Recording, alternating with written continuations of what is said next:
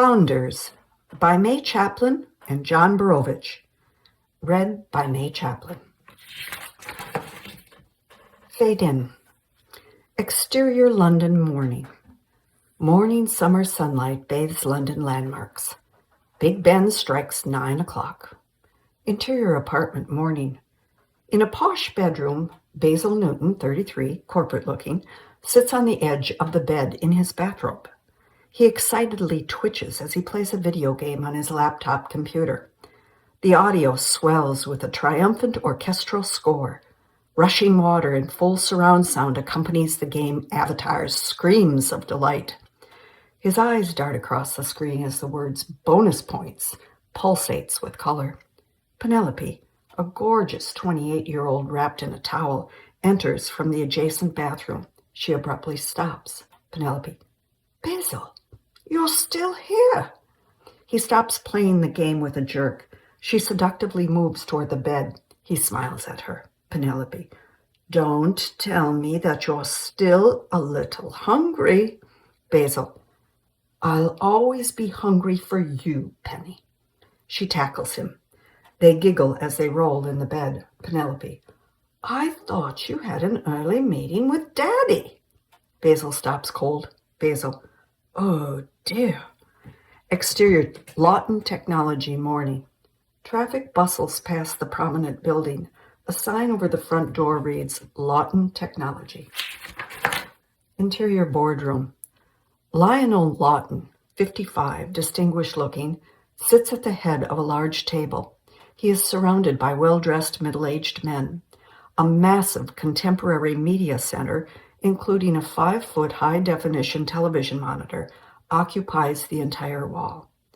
Lionel leans over to Helen, 42, professional, hair in a French twist, sitting next to him, taking notes. Lionel, where is Basil? She shrugs discreetly. Lionel clicks the remote and a graph appears on the screen. Lionel, gentlemen, though our profits continue to climb, the shareholders and analysts have challenged us to broaden our interests and be bold in the market. They insist we can do better, and I agree. Thornton, a bushy-haired older gentleman, interrupts. Thornton, Lionel, our success has come from steady growth. That's who we are. Lionel, you're quite right, Thornton, but an opportunity has presented itself to us, and well, to Helen, see if you can find him. Hallway. Helen opens the door. Basil rushes toward her, hair disheveled, tie crooked, jacket unbuttoned. Helen, they're ready for you. Basil, how do I look? Helen straightens his tie and attempts to coif his hair. Basil buttons his jacket. Helen looks him up and down. Helen, you're a barn door. Basil, pardon me? Helen, your fly. Basil, sorry? Helen, your zipper. Basil zips his fly. Basil, thank you, Helen. Basil composes himself and enters the room. Basil, right as rain. Boardroom. The men survey Basil as he enters and continue to converse softly amongst themselves. Lionel, good morning, Basil. Basil, good morning, sir. Turns to men. Gentlemen. Helen distributes documents. The men study the material. Lionel to men. As you well know, Basil, my soon-to-be son-in-law, is our top man when it comes to acquiring new products. He's come across an intriguing property that would help update us. To Basil, tell them, son, tell them what you told me. Lionel hands Basil the remote control and sits down. Basil, thank you, sir. Basil clicks, and the first picture, which reads Boundary Waters, appears on the huge TV monitor. Orchestral music and special graphics enhance the pictures. Helen dims the overhead lights and raises the light from the table lamps. The men give Basil rapt attention. Basil, I've rallied you all today because I've discovered an unbelievable opportunity. A company stateside has sent us a promotional disc with their latest technical developments in a teaser of a game. Thornton, I don't mean to squash all this youthful enthusiasm. However, this is already sounding like the pitch that never dies. We've been over this. Getting back into the game market is terribly risky. Lionel. Thornton, it's a new decade with a maturing internet and players worldwide. The revenue potential cannot be ignored. Basil, get on to the marketing data. Basil, yes, sir. Basil clicks to the next screen, which is a set of impressive graphs. He uses the laser on the remote control to point out various statistics. Basil, gentlemen, never in the history of Lawton technology have we ever seen a product with greater potential. It is the highest rated test product to date. Next screen. The appeal is across gender, age, and every socioeconomic level. The game is nonviolent, adventurous, exciting, realistic, and very innovative. The board members follow his every move. Lionel observes the board's reaction. Basil. Our test groups were enthralled. They wouldn't leave. The results, you can see, were awesome. Charles, a somber, intense man, pushes his documents away. Charles. I must concede the numbers are staggering, but such an acquisition requires an investment of millions of pounds with no profit guarantee. The shareholders count on us to be prudent. Thornton. They expect steady growth. Lionel. True, but those same shareholders are also asking us to reclaim our position in these important markets. We are not newcomers.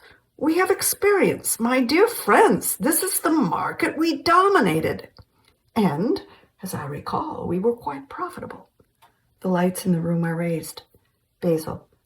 I must warn you that the creators of the game have sent this same sample to many of our competitors. If the board chooses to proceed, we must act promptly before our adversaries beat us to obtaining the rights, and more importantly, the profits. Henry, 45, with exceptional posture, takes the floor. Henry.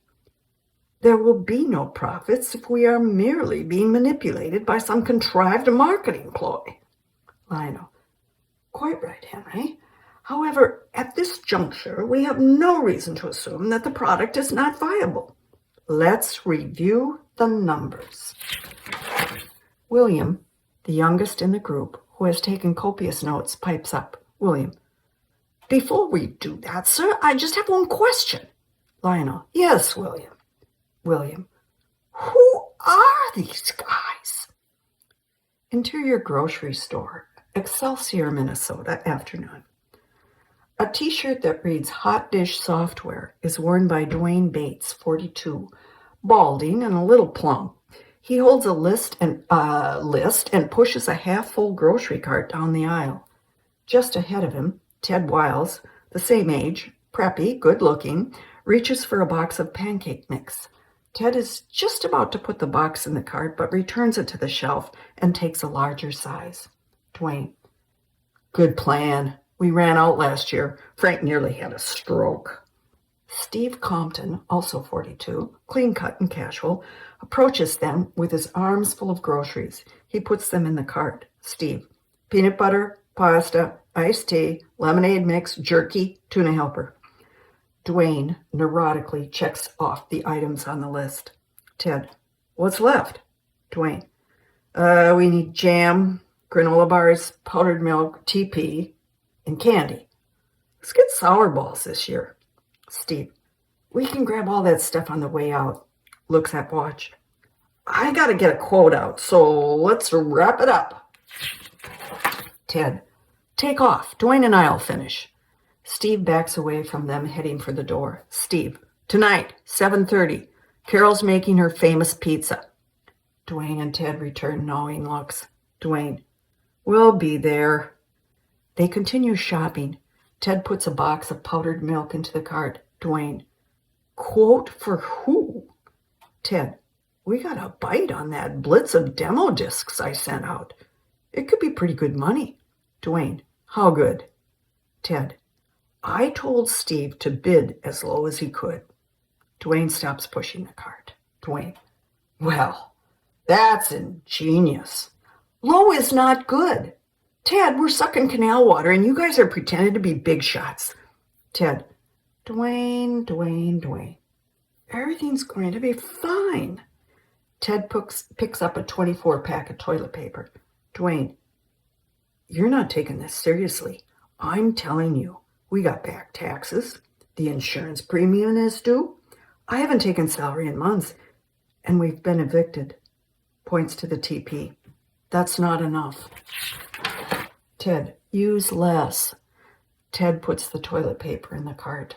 Ted, I take it all very seriously, but business is going on the back burner because it's adventure time.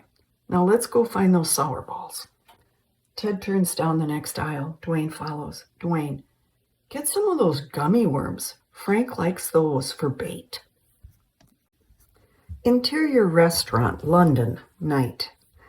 A waiter pours champagne into flutes. Seated at the table adorned with linen and china is Lionel, Basil, and Penelope. Penelope. What's the occasion, Daddy? We've already celebrated our engagement and the wedding is a week away. Lionel raises his glass. Lionel. To our new lucrative adventure, Boundary Waters. Basil. Excellent. The board said yes. And I say, here's to the adventure of a lifetime. Boundary Waters. Penelope and Basil raise their flutes. They take a sip. Basil. I appreciate your confidence in me. Lawton Technology will not regret this. It's all in the marketing, and we are masters at that. Lionel hands Basil a disc and ticket. Lionel. You leave tomorrow. Helen will notify the company of our interest. Basil. Do they know when I'm coming? Lionel. No. As usual, we've given you the element of surprise. Close the deal, son. Penelope. But, Daddy, you can't send Basil off. He hasn't had his final tux fitting. Lionel. Penelope, he's the best. He'll be back before you know it. 3 days tops. With a cavalier smile, Basil takes Penelope's hand. Basil, darling, don't worry. Nothing can keep me from you and our wedding. She passionately kisses him. Exterior Steve's house evening. The small, attractive bungalow is situated on a quaint, quiet street. It's summer. Interior Steve's kitchen. A pizza is placed on a table alongside a couple of empty beer bottles. Carol, 38, attractive, cuts the pizza. Groceries and packing litter the counters. Steve pours pancake mix into a small plastic bags, then hands them to Ted. Ted seals the bags and hands them to Dwayne.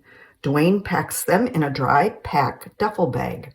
Dwayne, keep the packages small. You know what Frank says.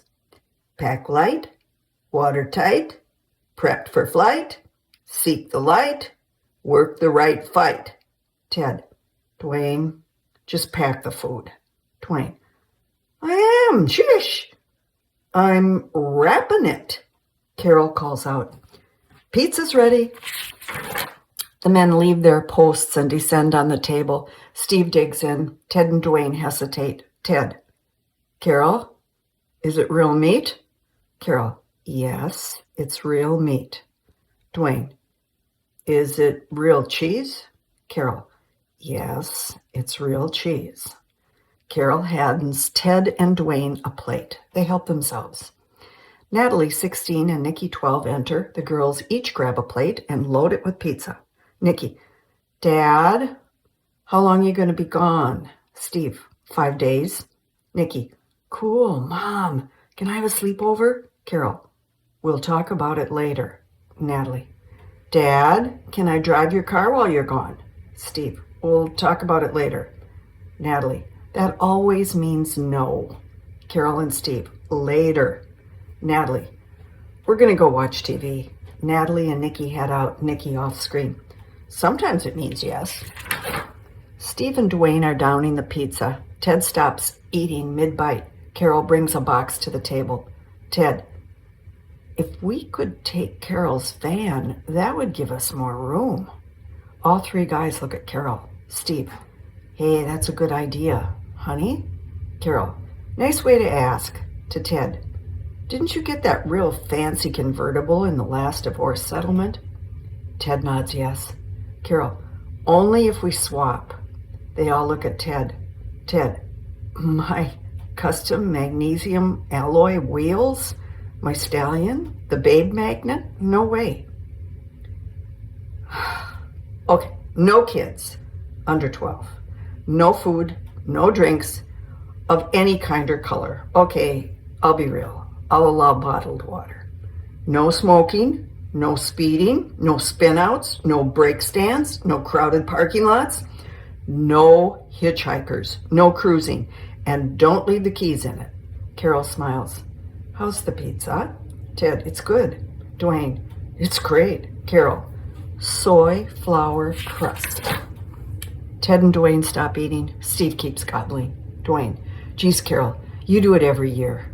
Carol lifts bottles and tubes from the box. Carol, aspirin, multiple vitamins, tiger balm, aloe vera, and for that annual cold, echinacea tea with zinc and vitamin C. And new this year, all natural happy camper. Reads from the bottle. If you're crabby, cranky, tense, anxious, stressed out, or just having a bad day, try Happy Camper. Steve, Ted, and Dwayne. Frank. Carol slides the box to the men. Dwayne examines the bottle. Ted, I hope it works. Exterior road, London, day. Through pouring rain, a sporty-looking Jaguar takes a turnoff pointing to Heathrow Airport. Interior car. Penelope, looking great, drives. Basil talks on the phone. Basil, I should be back with the property in 2 days. Schedule a board meeting. Presentation. Helen, filtered. Already done. Good luck, Basil. Basil, thank you, Helen. Basil tucks the phone in his pocket. Basil, sometimes I think Helen knows more about what I'm doing than I do.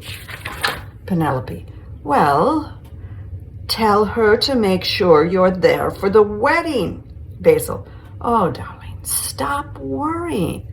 I'll call you every day, and of course, I'll be thinking of you constantly. Penelope parks the car at the curb to the airport entrance.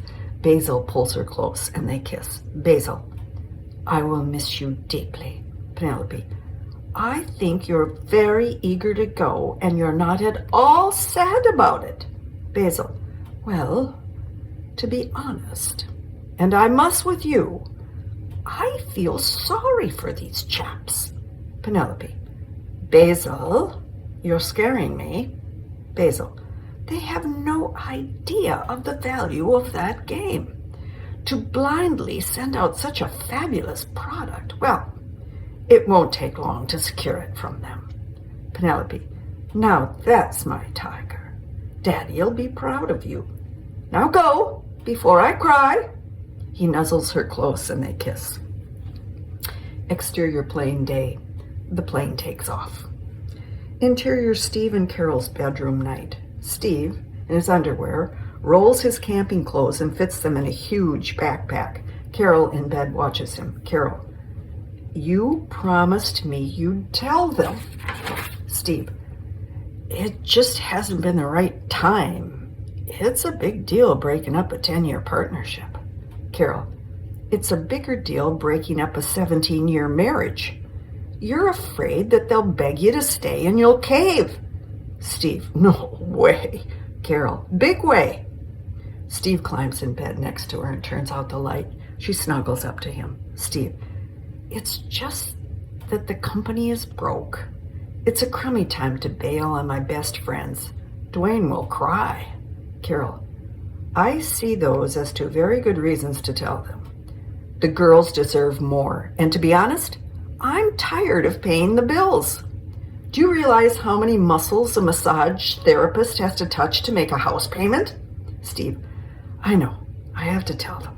Carol, you promise? Steve, yes, but Just one little teensy favor. Carol, no, no way. Not happening?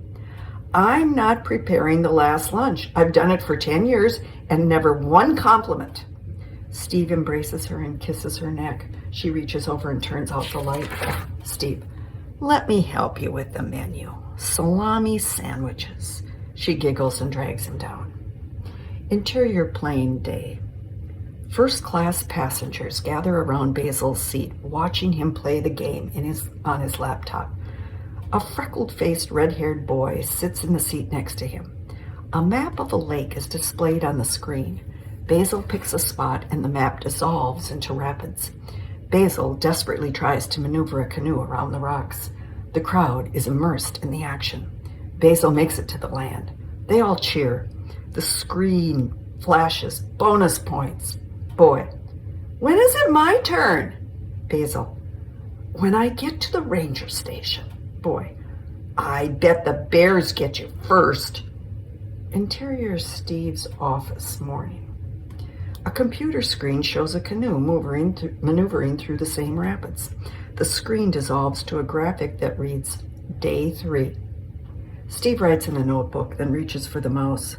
Ted saunters in, reading a fax. Steve, this game could be pretty good. I should finish it. Ted, forget it. We tried games. Remember Battle Angel? Dwayne is still trying to write that off. Pete, this is interesting. Steve, what? Ted reads, we have received your proposal and are interested in discussing acquisition terms regarding the property. You will be contacted shortly by our representative. Sincerely, Lionel Lawton Technology. Ted hands the fax to Steve. Steve reads it. Steve, I don't get it. What property? Dwayne enters and gives Ted a computer printout. Dwayne, I know you said not to worry about this till we get back, but this doesn't look good. We gotta be out of here in 30 days. I say we move back into Steve's basement. Steve, no way. Ted and Dwayne are astonished. Steve, well, it's just that we need to talk about things are changing and we're remodeling. Interior Minneapolis Airport Day. Basil signs a paper at the car rental desk. The agent hands him the keys to the car. Agent, your car is in the last row on the left. Hope you enjoy your stay. Basil, thank you. Do you happen to know where Excelsior is? The agent opens the map and lays it on the counter. Agent, yeah, it's a little town west of Minneapolis. The agent marks the spot and gives Basil the map. Basil, Excelsior. The name sounds adventurous, doesn't it? Agent, I always thought it sounded like an antacid. Basil, really? Basil walks away studying the map. Exterior Airport Day. It's a beautiful sunny day. Basil drives out of the airport and follows the signs that point to Minneapolis. Exterior Highway Day. Basil passes a sign that reads, Excelsior, population 2,800. As he drives into town, he talks on his phone. Basil, on phone. The flight was marvelous, and it's actually quite nice here. Interior Bridal Shop, London, evening. Penelope talks on her phone as a flock of seamstresses fit her wedding gown, intercut with Basil. Penelope, having fun without me. Basil, impossible, never. Penelope, well, it's been frantic here. The organist is ill, the flowers had to be reordered, the salon called to reschedule my appointment, and the alterations are, oh, Basil, it's like you're seeing me in my dress. Basil, I'll close my eyes, darling. Closes one eye. Now busy yourself and don't worry. I'll be back before the flowers arrive. I love you, Penny Pooh. Penelope, I love you, Zilly Dilly. Basil pulls up in front of a small, rundown house across the road from Lake Minnetonka. A for sale/sold sign is posted on the lawn. He examines the address. Exterior Office Day. Basil walks up to the front door where a sign reads, Hot Dish Software. He surveys the poor state of the building, takes a quick look at the lake, and enters. Interior office day. Basil enters into a small living room with a beat-up couch and desk. Boxes are piled in the corner. The rise and fall of voices wafts from the back room. Reluctantly, he approaches a partially closed door and gently pushes it. Interior Steve's office. Dwayne, Ted, and Steve eat sandwiches and watch a rerun of Star Trek on television. Basil. Hello. All three look up from the television. Ted jumps up. Ted. Can I help you? Basil. Yes. My name is Basil Newton. You contacted my company about a property and were interested in purchasing it. Basil and Ted shake hands. Dwayne gets up off his chair. Steve turns the television off. Ted. We don't own the property. Steve. You need to call Arnold Klepper. Dwayne. The property's already sold. We've got to be out in 30 days. Basil looks confused. He looks around the room. Basil. Oh, no, not this property. The software property you sent to Lawton Technology. Helen should have called. Ted, Steve, and Dwayne eyeball the blinking message on the phone. Ted. We got a fax. Steve. To Basil. I think there's been some confusion here. The disk itself is yours to keep. If you'd like to contact us to customize a program. Basil. Yes, I realize that.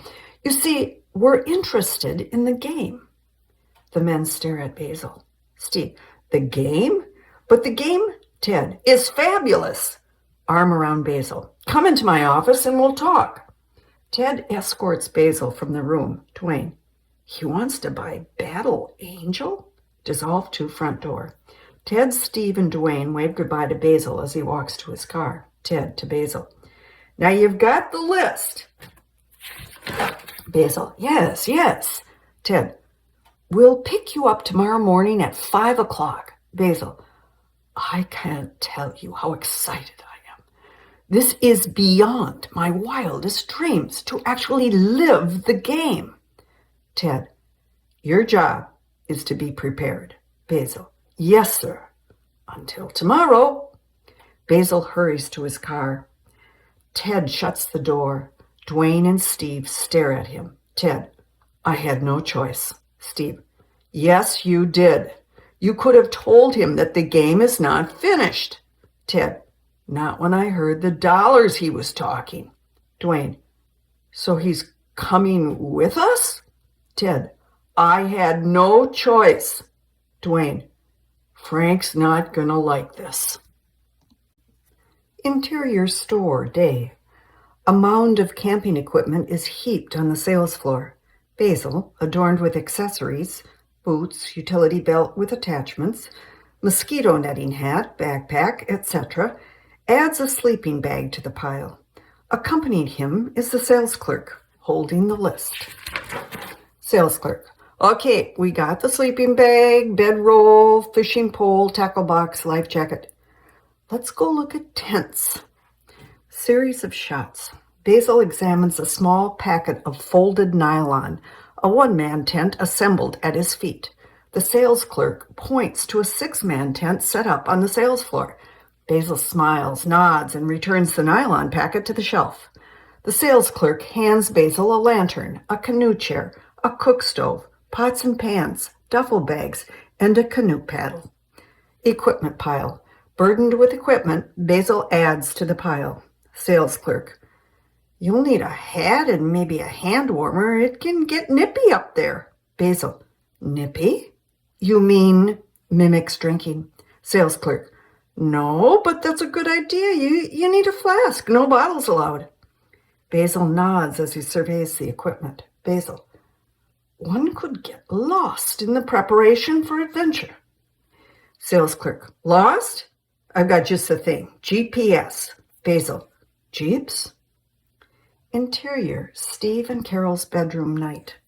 Carol is in bed with her eyes closed. Steve enters, turns out the light, and gets into bed. Steve. Thanks for letting us use the van. Carol. You'll need gas. He gives her a kiss on the cheek. Steve. I filled the tank. Carol. Why is this Basil going with you? Steve. Ted's strategy is we get him out of his element and into ours. We'll do a little negotiating, a little bonding, a little canoeing. Carol. A little song, a little dance, a little bullshit down his pants. Steve. It's gonna work. Carol. Okay. So you've got this fantastic offer for a product that doesn't exist. Steve. Not finished. Carol. And how long will that take? Steve. Maybe 3 months. Carol. Doesn't exist. And you're spending 5 days with the guy in the desolate wilderness, a place I wouldn't send an enemy or even your mother, hoping to impress him? Steve.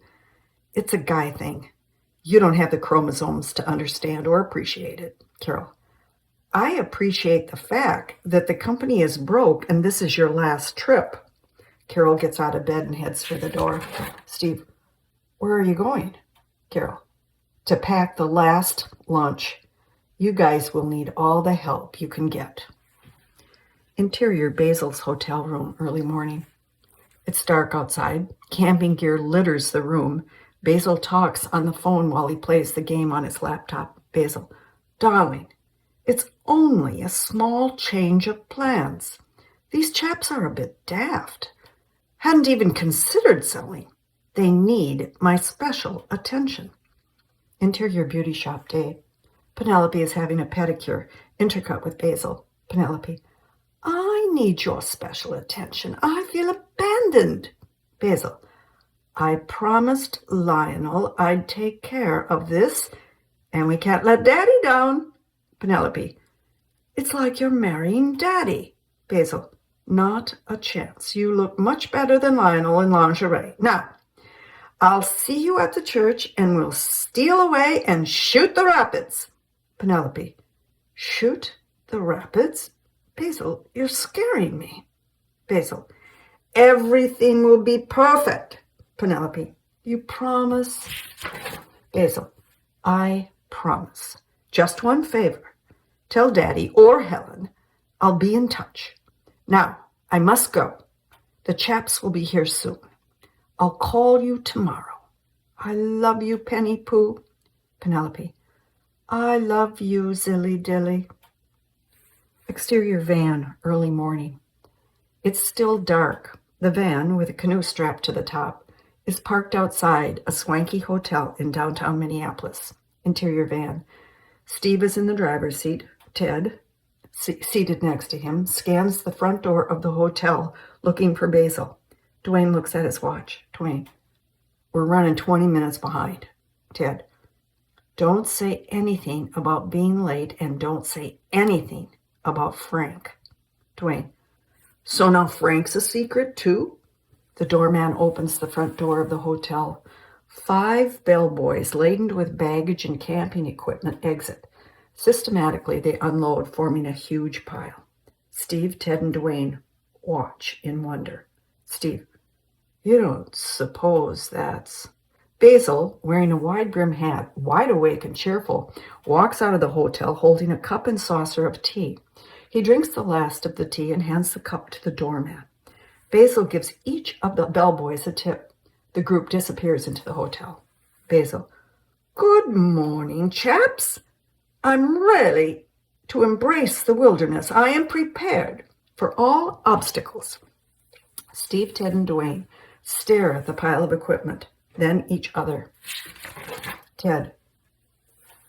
Basil, we're traveling by canoe. Basil. Yes, I know, and I'm absolutely choking with excitement. Steve. We portage. We carry everything. Basil. Portage? Oh dear. Dwayne. Don't worry. Frank will explain everything. Basil. Frank? Exterior van. The van pulls away from the hotel with equipment strapped to the top. Exterior highway morning. The van speeds through rural Minnesota. Interior van. The men are sandwiched between equipment. Basil sits in the back next to Dwayne. Steve takes an exit off the freeway. He pulls to a stop at a diner. Ted wakes up from a nap. Basil eagerly observes cars and campers pulling boats, jet skis crammed full of fishing and camping equipment. Steve, Basil, it's time for the last breakfast in civilization. Basil turns to Steve. His shoulder hits the canoe paddle, which in turn slaps Dwayne's face. Basil, excellent. Dwayne rubs his face. Interior diner, morning. The four men cross the parking lot and enter the building. Dwayne, voiceover. We'll be back on schedule if we can pick up 10 minutes. Interior diner. The men sit at a table examining the menu. Myrtle, a 70-year-old waitress in tennis shoes and shorts, pours coffee. Ted, how you doing, Myrtle? Myrtle, my feet are killing me. Who's the new guy? Ted, a business associate. Basil extends his hand. Myrtle wipes her hand on her apron, then shakes. Basil, my name is Basil Newton, and I'm very glad to be here. Myrtle, at my age, I'm glad to be here too. Dwayne, we're kind of in a hurry. Myrtle, let me write that down.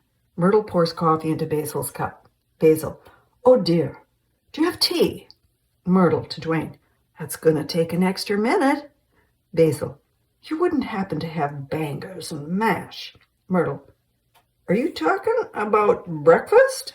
Basil, absolutely. Myrtle to Ted, does Frank know about this?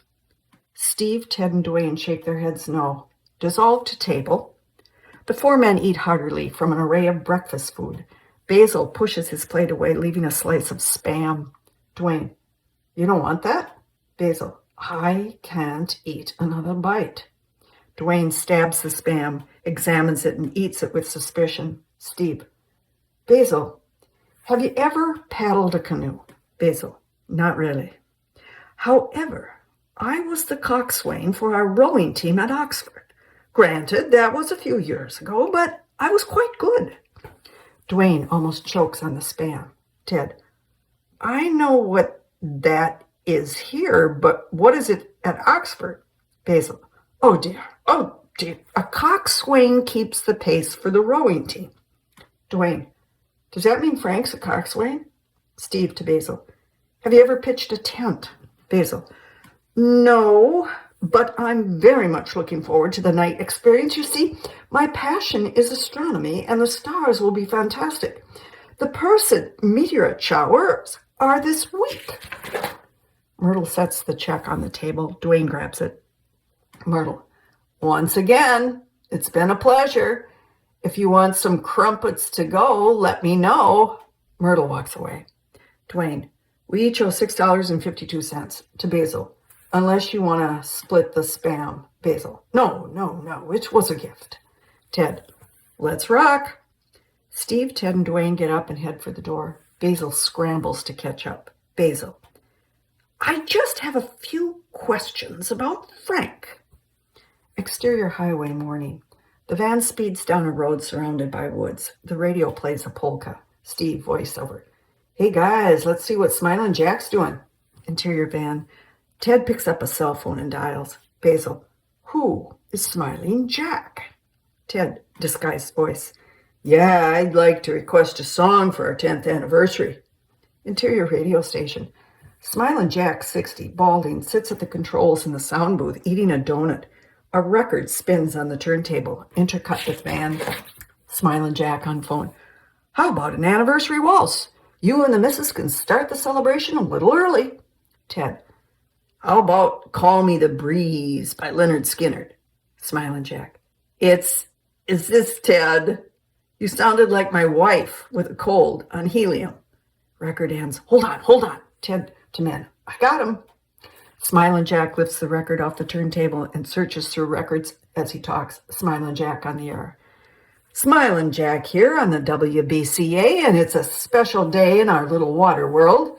Steve, Ted, Dwayne, and Frank, my favorite voyagers, have come to the woods for 10 years running. Steve turns down the radio.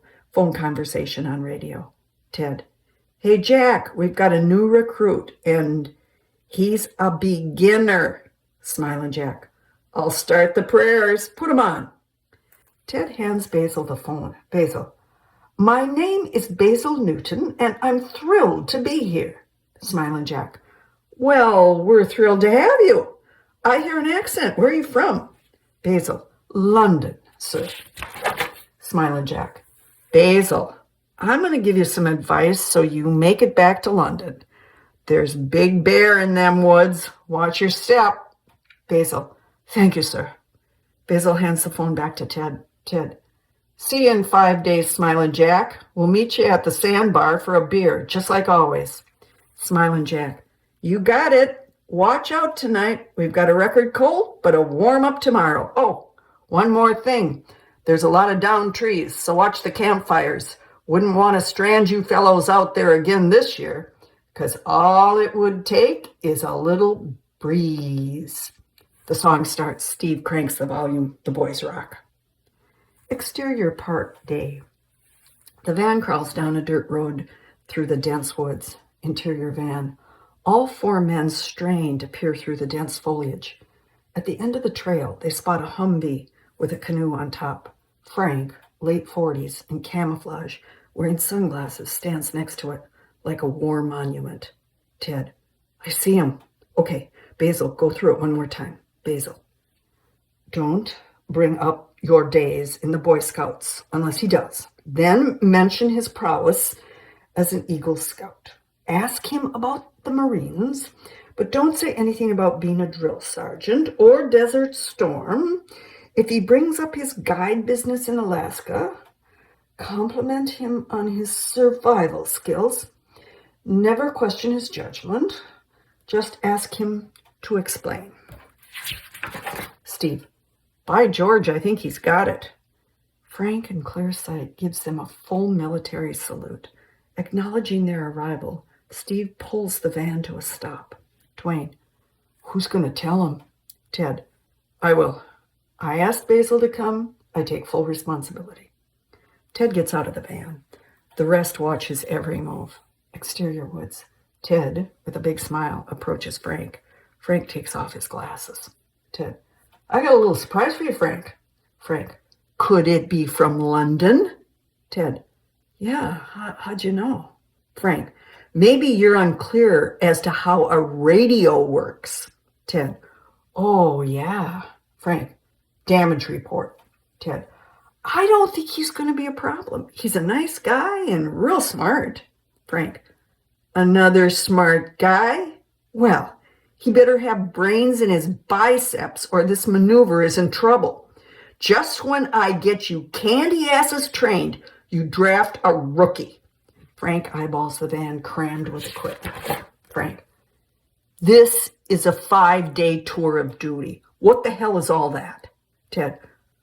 Well, do whatever you say, Frank. Frank gives Basil a steely stare. Frank. I say we take a look at his gear. Frank puts on his sunglasses. Picnic table. Basil's gear is spread out. The men watch Frank survey the heap. Frank lifts up Basil's canoe chair. Frank to Basil. Is your mother coming? Basil. Actually, she's vacationing in the south of France.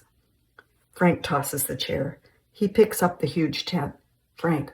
Opening a hotel? Frank throws the tent to Basil. His hat falls off as he barely catches it. Gadgets clatter on his belt. Frank walks around him, eyeing the belt. Frank. What the hell is around your waist? Basil. Oh, the belt. It's the Turbo Voyager tool. Top of the line model. I am prepared for all tribulations. Frank. Well, I'm not prepared to scrape you off the bottom of the lake if you fall in.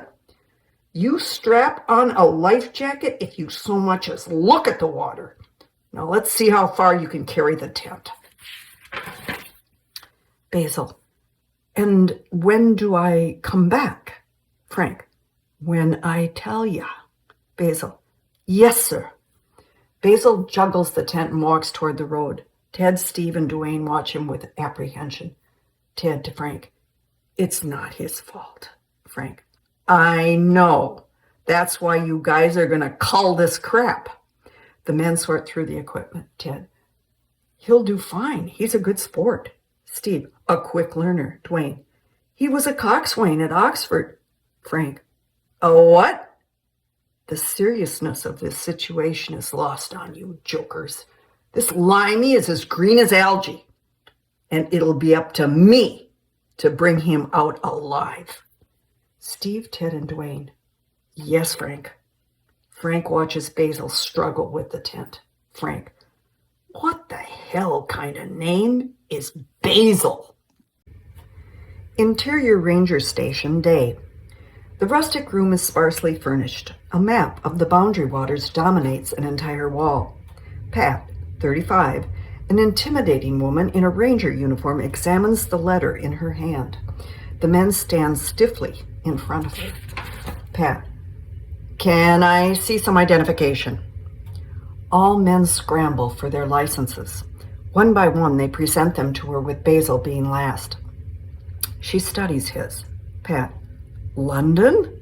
Basil, yes, ma'am. I'm here on business. Pat, have you ever been in the wilderness?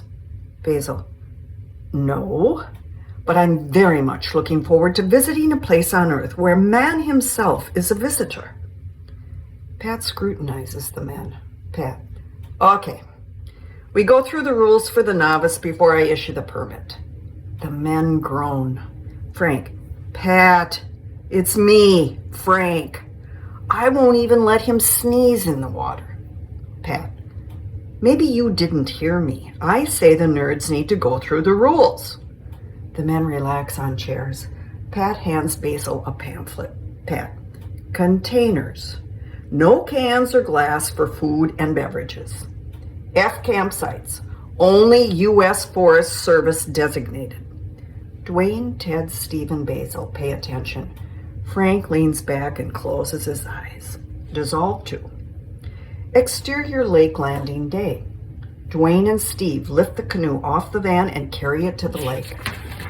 Frank and Ted lift the canoe off the Humvee and join them at the water. Basil, with his utility belt strapped on, attempts to lift his backpack onto his back, then falls over backwards.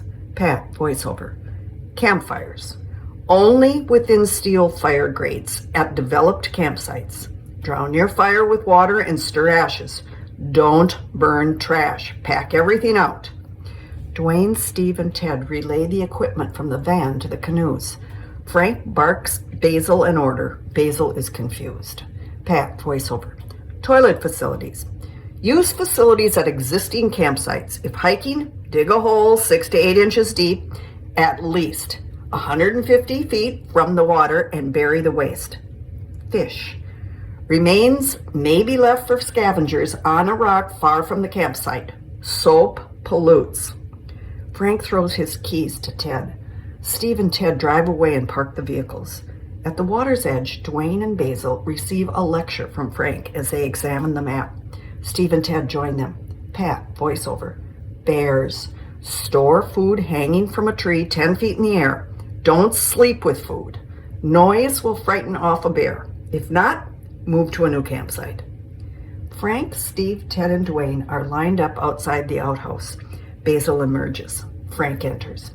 Interior Ranger Station day. Steve, Ted, Dwayne load up with junk food from the vending machines. Basil sneaks to the fax machine and writes down the number. Pat notices him. He turns to the wall map, pretending to study it. Pockets bulging, the men leave the station for the lake. Pat, voiceover. Portages. Must be executed on foot, no wheels. Safety first tips are included in your packet. Frank will go over those with you. Now we'll view the video and take the test. Exterior lake day. The men are lined up by the packed canoes, ready to go. Basil wears his life jacket. Frank paces in front of them. Frank. Men. This year, we have a new challenge, a new goal, a new reward. Ted, you and Steve babysit Basil in one canoe. Dwayne and I take the other. I'll be in charge of maps and compass. Absolutely no rapids. We portage. As always, no phones or alcohol. Any questions? Basil, guilty. Oh, dear. Frank, is that a problem? Basil, no, Frank. Dwayne, who's in charge of drinking water this year? Last year the pump got all jammed up. Frank, you just volunteered. If you need help, recruit. Anything else? Dwayne. Yeah. What's the new reward? Frank. The new reward is that we make it back on our own, Dwayne. That would be a new thing. Now let's rock and load. Steve, Ted, and Dwayne, unenthusiastic. Bounders. Frank claps. The men head to their assigned canoes. Basil is startled by their cheer. He pats the cell phone on his interior pocket. Basil. I need one more trip to the latrine. Interior outhouse. Standing next to the toilet, Basil talks on the phone. Basil. Don't call me. I'll call you. Tell Lionel and Helen. Penelope filtered. But Basil, I miss you so much I can't stand it. Basil. Darling, please. The negotiations are very intense. Penelope filtered. Well, I'm intensely jealous of those chaps. They have my zilly-dilly and it's not fair. A thud hits the wall. What was that? Basil. The meeting is about to begin and I must go. I love you, Penny Pooh. Remember, don't call me. I'll call you. Goodbye, darling. Basil puts the phone in his pocket, looks down the hole of the seat, and leaves.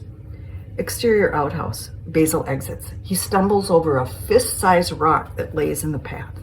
Steve and Ted wait in the canoe. Frank motions Basil to hurry. Frank. Hey, your lordship, get the lead out. Basil. I'm coming, Frank. Exterior lake, day. The men paddle the two canoes from the shore. Steve in the rear, Ted in the front, Basil in the center. Ahead of them, on the other canoe, Frank is in the rear, Dwayne in front. A canoe with 3 men approaches, returning from a trip. They are dirty and exhausted. The man in the back lifts his paddle and waves. Man, watch out for the beaver dam on Moccasin Point Portage. Frank, affirmative. Thanks a bunch. The 3 men glide past them, headed for shore. Basil, they look frightful. Ted, at least no broken bones. Basil, broken bones. Steve, last year Dwayne had to be emergency airlifted out of here. Basil, airlifted? Ted, the year before that, Steve stumbled into a bee's nest and swelled up so bad he couldn't breathe. Frank had to flare for a seaplane. Basil, couldn't breathe? Steve, and the year before that, Dwayne hooked Ted in the cheek with a fish hook. Frank got that out, but we had to come back early. Infection. Basil, oh my God, the game is real. Steve, pretty much so. Ted, you betcha. Frank lifts his paddle and motions for Steve, Ted, and Basil to catch up. Frank calls, last lunch. Middle of the lake, later. The canoes are joined together in the serene setting. Steve unpacks the lunch from a duffel bag. Frank eagerly watches. Basil is attentive. Ted and Dwayne unload junk food from their pockets. Frank, how is the goddess Earth Mother? Steve, Carol's fine. She sent you a special herbal supplement. Frank, you're a lucky man, Steve. Steve passes each man a sandwich. Basil unwraps his and eats enthusiastically. Frank looks his over before he bites in. Ted and Dwayne examine theirs carefully. Basil, I've never had sweet potatoes, peppers, and sprouts in a sandwich. It's a culinary delight. Frank stops eating and thinks about what he's chewing. Ted and Dwayne pass Basil their sandwiches and open the junk food. Frank resumes eating with caution. Steve, well, she's never boring. There's carrot cake for dessert. Steve eats his sandwich. Ted and Dwayne consume the junk. Ted, that I'll take. Dwayne, how come carrots in a sandwich are gross, but carrots and cake work? Basil, the carrot tea sandwiches my fiancée Penelope makes are lovely. Scrumptious, actually. Dwayne, sorry, I draw the line. No carrot sandwiches, even at a wedding. Steve, when's the big day, Basil? Basil, shortly. Very soon. You see, I just came over to secure the game. Frank, what game? Ted abruptly sets down his Twinkie. Ted, Frank, We should shove off. That beaver dam could be a problem. We might have to portage around it. Could take an hour or more. Frank eyeballs the far end of the lake. Frank, yeah, right. Let's pack it up and resume the maneuver. The men fill their mouths and return the remnants to the duffel bag. Frank unhooks the canoes and pushes off. Basil, I can't wait for the last dinner. Steve, Basil, that was last night. Basil eyes the remainder of his sandwich. Basil, perhaps we should save the sandwiches. Exterior portage day. The men paddle up to an 8-foot beaver dam wedged in a ravine. They stare at the dam. Basil, I've never seen a beaver. Are they large? Frank, I've seen them as big as 70 pounds, huge teeth. Nice fur, bad breath. Frank shifts his gaze to the steep rocky incline on both sides of the dam, then back to the daunting brown mountain of mud. Frank, we're going over. The men stare at him in disbelief. They get out of the canoes at the base of the dam. Struggling, Frank and Steve climb to the top. Frank motions for the packs. Dwayne and Ted labor as they hoist the packs up to Frank and Steve. Ted grabs Basil's pack and passes them to the top of the dam. Ted and Dwayne pitch the lead ropes on the canoes up to Steve and Frank, who anchor the canoes around their waist and pull. Ted and Dwayne follow through by pushing. The canoes reach the top and are launched into the water at the top of the dam. Steve and Frank help Ted and Dwayne to the top. All 4 men gawk down at Basil. Basil eyes up the 8-foot incline of mud. He reaches to his belt and unhooks a metal tube. With the push of a button, it turns into a grappling hook. With the grappling tool in hand, Basil ascends to the top of the dam, grunting and groaning. Steve, Ted, and Dwayne cheer. Frank's not impressed. Basil smiles. Be prepared. Basil retracts the hook and attaches it to his belt. With a grand gesture, he steps backwards to bow to the cheering men. The center soft mud gives away and he falls knee-deep into the beaver dam. Frank, and how does one prepare for stupidity? Basil shrugs. Frank, pull him out and load up the gear. Ted, Dwayne, and Steve, yes, sir. Frank looks across the lake to the horizon. Exterior lake, early evening. They paddle through calm water. Frank motions to Steve and Ted to follow to the shore. Basil unhooks mini binoculars from his belt. Basil, point of view through binoculars. Campers busily pitch tents on shore. Frank stops paddling. Frank, campsite's full. They turn the canoes around and head for the peninsula of the lake. Basil, where are we going? Steve, first come, first serve. On to the next campsite. I'm starving. Ted, the more we paddle, the better dinner tastes. Steve, only if it's made before sunset. Basil, do I dare ask what's on the menu? Ted, beef stew. Basil, with biscuits? Frank, yelling, there will be no cooking or MREs until we set up camp.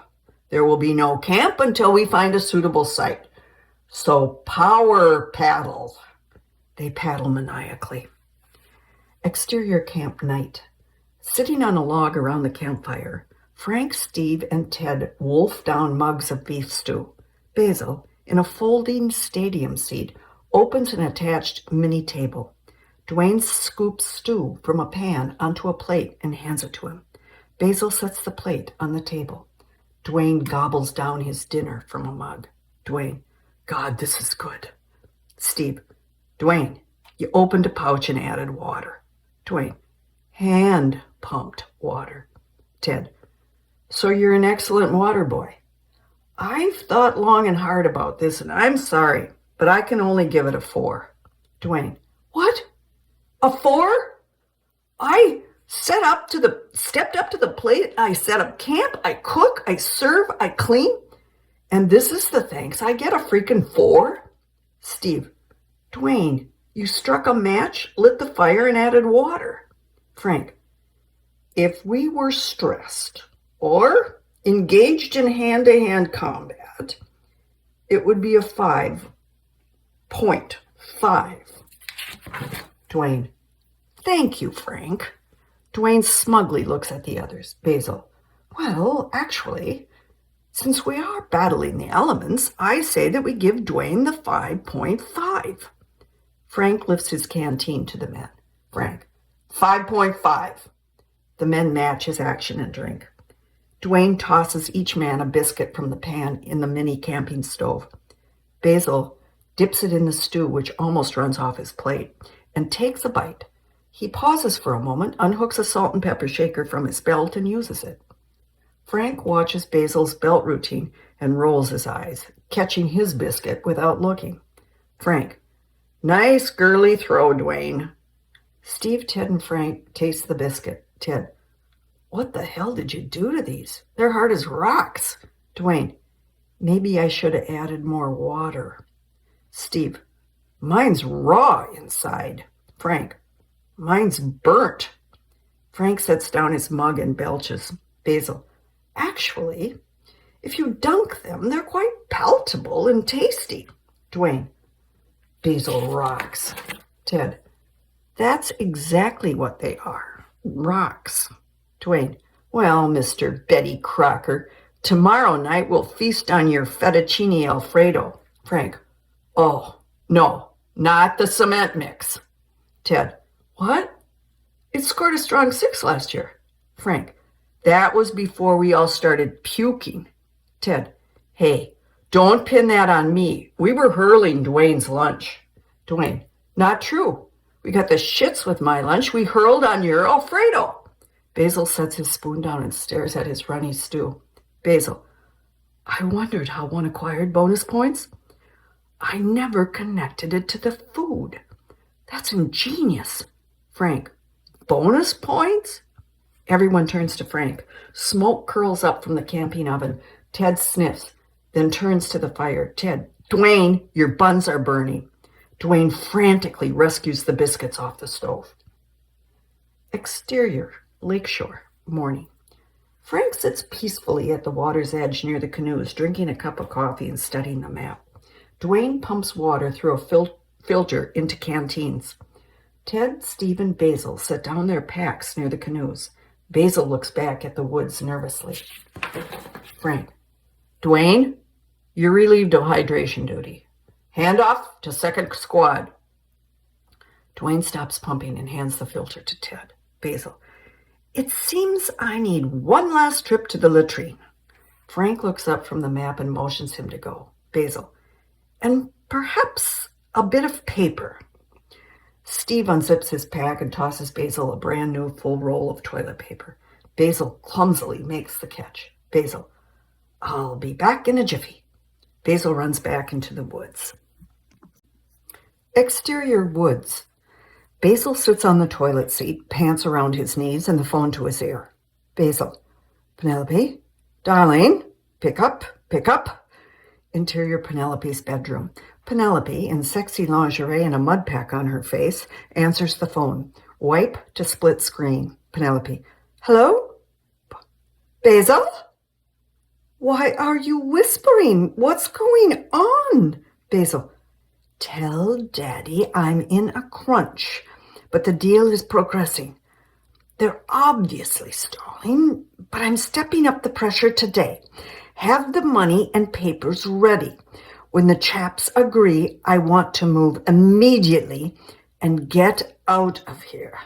The conditions are certainly rustic. Well, deplorable, to be honest, compared to the manor. Penelope. Basil, I'm coming to get you. Basil. Penny, no. I'm so close. Don't spoil it. We'll get through this. Just think about our life together. Ever after, and don't call me. Goodbye, darling. Penelope. I love you, silly dilly.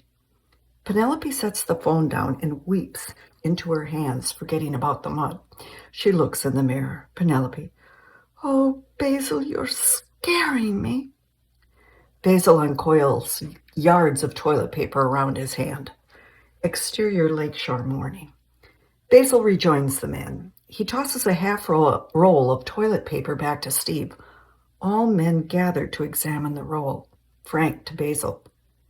Perhaps no one apprised you of the fact that when the teepee's gone, we use leaves.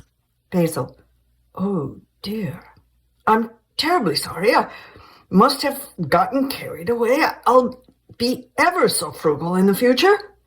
Steve stuffs the roll into the pack and zips it up. Frank stretches the map out on a rock. They all gather. Frank. The plan is to reach Bear Track Island by tomorrow, which means covering 12 miles today. Now, that doesn't sound like much, but there are 7 portages. Ted, Steve, and Dwayne all sit down on their duffel bags. Dwayne, isn't that a record? Frank, there's no cause for panic. 4 of the maneuvers are flat. They're cake. The last portage is a 300-rod trek with a nasty vertical displacement. It might give us a little bit of a workout. Destination tonight is Mud Turtle Lake. Dwayne, departure check? Dwayne jumps up and heads back to the campsite. Basil slowly picks up his pack. When he stands straight up, he winces in pain. Frank, moving a little slow, Basil boy. Basil, just a pinch in the lower lumbar. The muscles are a bit soft. Frank, maybe you need some paddle action. Ted, you and Basil rotate. Basil, excellent. A sudden gust of wind blows the map from Frank's hand toward Basil. Basil catches it and hands it back. Frank looks up at the trees swaying in the wind. Frank, looks like we'll have some chop. Dig deep, paddle hard. Series of shots. Lake. Frank, Steve, and Basil paddle against a strong wind. High waves lap over the sides of the canoes. Ted and Dwayne bail. Frank motions to Basil and Steve to paddle to shore. Shore. Steve and Frank drag the canoes across a short strip of land. Ted and Dwayne follow with paddles and packs. Basil follows, laboring with utility belt, back and front packs. The canoes repacked. Frank and Steve shove off. Lake. The men approach a rocky shoreline. Ted and Dwayne jump in the water and guide the canoes to shore. Dwayne slaps a horsefly on Ted's forehead. Land. Basil unloads the packs on shore. Carrying his load, Basil follows 2 canoes being carried down a path. 2 canoes bob through thick brush. The second canoe suddenly plunges to the ground. Frank off screen. Dwayne! Dwayne off screen. I'm okay. Exterior portage day. Ted and Dwayne drag the canoes to the water's edge. With Steve's help, Basil unloads his packs. All men collapse on the ground. Frank. What's for lunch? Ted grabs the duffel bag. Ted. Cheese, summer sausage, crackers, and gummy worms. Frank. Gummy worms. Ted tosses Frank the package. Exterior lake, afternoon. Steve and Ted paddle the canoe. Basil pumps purified water into canteens. The lake is calm. Basil. I've never eaten American cheese or gummy worms. They're quite tasty. Steve. They make great bait. Basil. So you actually fish with them? Ted nods. Fishing at Bear Creek should be pretty good. Basil. Is that why we're going there? Steve. It's the best campsite in the whole Boundary Waters. Not too many make it through. Basil. Is it in the game? Ted stalling. Yes, of course. Isn't it, Steve? Steve lying. Well, it's hidden through a cave. Basil. Fascinating. And where is the cave? Ted stops paddling. Steve. Near the rapids, under the cliff. Basil. I don't recall the cliff. Steve stops paddling. Frank and Dwayne continue to paddle, putting distance between the canoes. Steve. It's covered with moss. Basil. That's ingenious. Gentlemen, it's time to address the real purpose of my trip. We must talk business. I'm prepared to halt playing this negotiation game and just make the deal. Ted. Okay, we're ready. Basil. I'm offering you the figure we discussed provided the contract is signed within 3 days. Ted. 3 days? Well, let's review the T's and C's. The terms and conditions? Basil. Oh, then, well, the usual blah, blah, blah. Product on the shelves for the holidays. Property rights transferred in 90 days. Rate structure and support costs established. The standard trivial details. Ted. The timeline seems a bit short. We may need an additional quarter to guarantee the maximum market impact for Steve. Is the software ready? Steve. Well, there's a few minor technological upgrades that we need to implement for graphic balance, and Frank motions for the canoe to catch up. Frank yells, Hey, you clowns take shore leave on shore? Get the lid out. I need my canteen. Steve and Ted paddle rapidly. Basil resumes pumping water. Exterior portage day. The canoes are pulled off the lake onto the rocky shore next to the gear. The men assess the steep incline before them. Dwayne. Geez, it sure looks... doesn't look this hilly on the map. Basil. Is it possible that we're the first to ever set foot on this land? Frank casts Basil a doubtful glance. Frank. Just think of this as a routine training exercise. The only difference is that if you smash the canoe, we can't go out and buy a new one. Now heads up and don't slip. Frank grabs the lead rope from the canoe. All approach the sloping wall of granite. Frank. Frank digs in his boots in the rock and charges.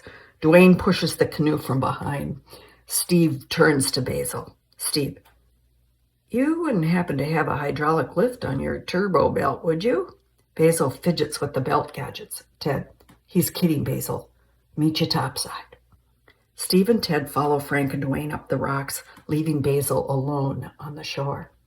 A strange call filters across the water.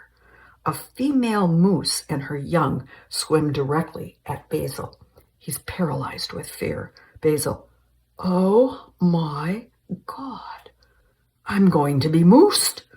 Frank off screen. Basil, if you're going to crap in your pants, do it up here. Basil becomes a machine. He deploys the grappling hook from his belt. He loads up his pack, grabs the rope, and climbs the rocks to safety.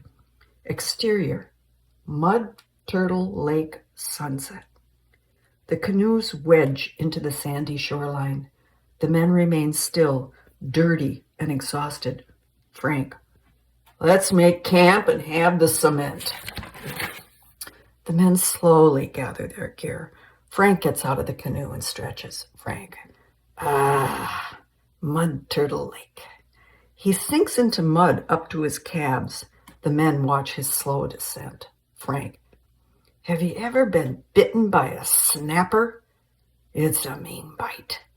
He plunges his hand into the water and retrieves a hissing, snapping turtle the size of a skillet. Exterior campsite night. The tents are pitched. Frank's wet, muddy pants hang from a tree branch. Empty dishes surround the campfire. The men lie on the ground. Dwayne. That was great. I was so hungry. I could have eaten the turtle. Is there any left? I give it a 7. Basil. It reminded me of the hated mush my mother cooked. I have to pass due to prejudicial influence. Steve. I'll have to wait and see if anything ever comes out of either end. Frank. Overcooked. 5. A gift. Ted. Once again, it tallies a strong 6. Frank rolls over with a groan and sits up. Frank. Okay. Medical assessment and inventory. Steve. Steve rotates his shoulder. Steve. Pulled a shoulder muscle. Carol sent Tiger Balm. I'll be fine. Frank. Ted. Ted starts picking up the dishes and cooking pans. Ted. Bug bites. Otherwise, I'm good. You know, Carol sent some vitamins. Maybe we should take them. How do you anticipate a deficiency in selenium or linoleic acid? Dwayne, she also sent camping supplements. Frank, what the hell is a camping supplement? Dwayne, it makes you a better camper? Frank, Dwayne, do you have any injuries other than a thick skull? Dwayne, just a little sunburn, Frank. I'll use some aloe. Frank, thank you. Basil? Basil? Basil doesn't move. Frank gets up and shakes him. Basil smiles in his sleep. Basil, asleep. I love you, Penny Pooh. Frank looks up at the men that stare back at him. Frank, which one of you is Penny Pooh? Exterior campsite morning. The morning sun glitters through the forest. At the fireplace, Steve boils water. Frank unties and lowers the food sacks from the tree. As he passes Dwayne's tent, he calls out, Frank, drop your cocks and grab your socks. Dwayne groans and sticks his head out of the tent. Interior Ted's tent, morning. Ted thrashes side to side in his sleeping bag. Exterior Steve and Carol's house, morning. Dream sequence. Ted's convertible is parked in the driveway with the top down. It's raining. The interior is soaked. Carol runs from the house with a large, dirty dog and gets in the car. She puts the top up. Interior convertible. She turns on the radio and lights a cigarette. Nikki and Natalie jump in the car. Nikki paints her nails. Natalie passes around chips and salsa. Nikki spills polish on the seat. The dog shakes off excess mud and water. Carol, road trip. The girls cheer. The dog barks. Natalie, cruise, baby, cruise. Exterior convertible. Carol backs out of the driveway. A tree falls onto the car. A beaver scurries across the fallen log. End dream sequence. Interior Ted's tent. Ted bolts upright in his sleeping bag, terror on his face. Exterior camp. Steve flips pancakes on the griddle. Frank pours a cup of coffee. Dwayne rolls his bedroll and packs up his gear. Ted races from his tent. Ted, we gotta get back. We gotta get back right now.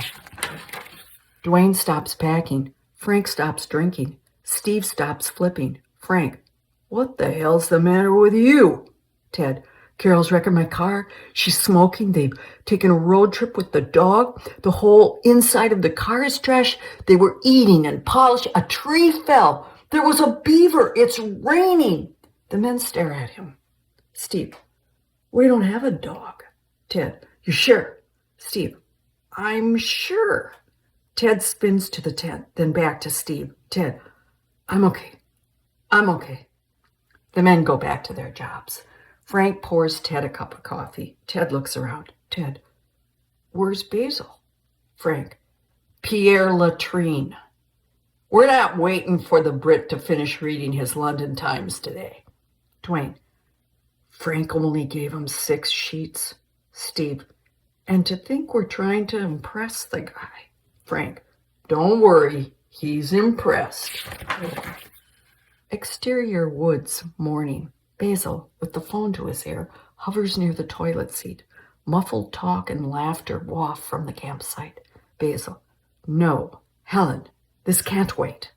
Mark the papers confidential and fax them to my attention. Give a short preface that I'm camping and will retrieve them in 3 days. Helen filtered. Basil, is this ranger person, Pat, trustworthy? Lionel would never approve of a third-party intervention. Basil, you must do as I ask. These are desperate measures. We must bag these bounders. Please, just fax the documents. Helen filtered. Done. I won't speak of it to Lionel. Basil sneaks a peek at the campsite. The men are craning their necks in his direction. Frank off screen. Hey, Basil, do I need to send Dwayne out with more paper? Basil, I must get back. They're watching me. Oh, tell Penny I'm fine and I can't wait to see her. Basil hangs up. He counts the sheets of toilet paper. Exterior lakeshore morning. Steve, Ted, Dwayne, and Basil are lined in front of a packed canoes. Frank stands before them, map in hand. Frank: we got an easy day ahead of us. Just 8 miles and 2 portages to Bear Track Island, so let's have a little fun. To Steve: where's the extra map? Steve: in the emergency kit. Frank: good, get it out. Steve breaks file and rummages through a bag in the canoe. Dwayne: what's the plan, Frank? Frank: we're going to have a little race. Dwayne and I against you 3. No sabotage or interference on portages, and only 2 of you can paddle at one time. Last one to Bear Track sets up camp. Winner goes fishing. Any questions? Steve unfolds the map to locate the destination. Steve: you still taking Basil's extra pack? Frank: yeah, but we get a 15-minute head start. Steve: 10. Frank: okay, 10. It's a great day, fellas, so let's lock and load. Steve, Ted, and Dwayne: pounders. Frank: I'll do departure checks. Frank strolls back to the campsite whistling. Dumbfounded, Ted, Dwayne, and Basil watch him disappear. Basil: does he always get jovial on the 3rd day? Steve: I put happy campers in his eggs. Ted: how many did you give him? Steve: double dose. Dwayne: can I have some? Exterior lake day. Steve and Ted paddle in sync to Basil's rhythmic sing-song bellows. They pass Frank and Dwayne. Dwayne stops paddling. Frank laughs. Exterior portage day. Steve, Ted, and Basil approach the shore of the first portage. The canoe catches on rocks. Ted gets into the water and guides the canoes through the obstacles. Frank steers his canoe clear of the rocks, down shore to a perfect landing. Dwayne gives the other canoe a taunting wave. Basil meekly waves back. Exterior lake day. Steve and Basil gingerly paddle. Ted pumps filtered water. Basil: how long do you anticipate setting up the camp will take? Ted: well, we got to do the bear bag, set up the tents, unpack the kitchen. Gear? Does this mean we have to cook too? Steve stops paddling. He strains to see against the sun's glare on the water. Steve: we just might get to go fishing. Ted and Basil focus on the horizon. Steve: kick it in the rear. Steve and Basil paddle with gusto. Other canoe. Frank and Dwayne paddling laboriously close to shore. Each paddle stroke brings up clumps of strangling weeds. Steve, Basil, and Ted avoid the weeds and pass Frank and Dwayne. Steve: there's no such thing as a shortcut. Ted calling: what's for dinner, Frank? Frank waves and laughs. Dwayne is distressed. Exterior Bear Track Island day. Waves lap against the sandy beach of the peninsula, lush with foliage. Basil, in his boxers, floats on an air mattress in the crystal clear water. Ted and Steve fish in a nearby stream. Frank and Dwayne leisurely paddle to the shore. Frank gazes at the island in awe. Ted holds up a stringer of fish. Ted calling: I like mine fried to a crisp. Frank: it's paradise, Dwayne. This is why we come. It don't get much better than this. Dwayne: so how do you want to split up the work, Frank? Frank: I just love cleaning fish. Exterior camp night. The men sit around the campfire eating s'mores. Frank sips his coffee in between bites. Basil's face is smudged with chocolate. Steve smashes the marshmallow between the crackers. Ted takes the last one off the plate. Dwayne approaches from the stream, balancing pans of water.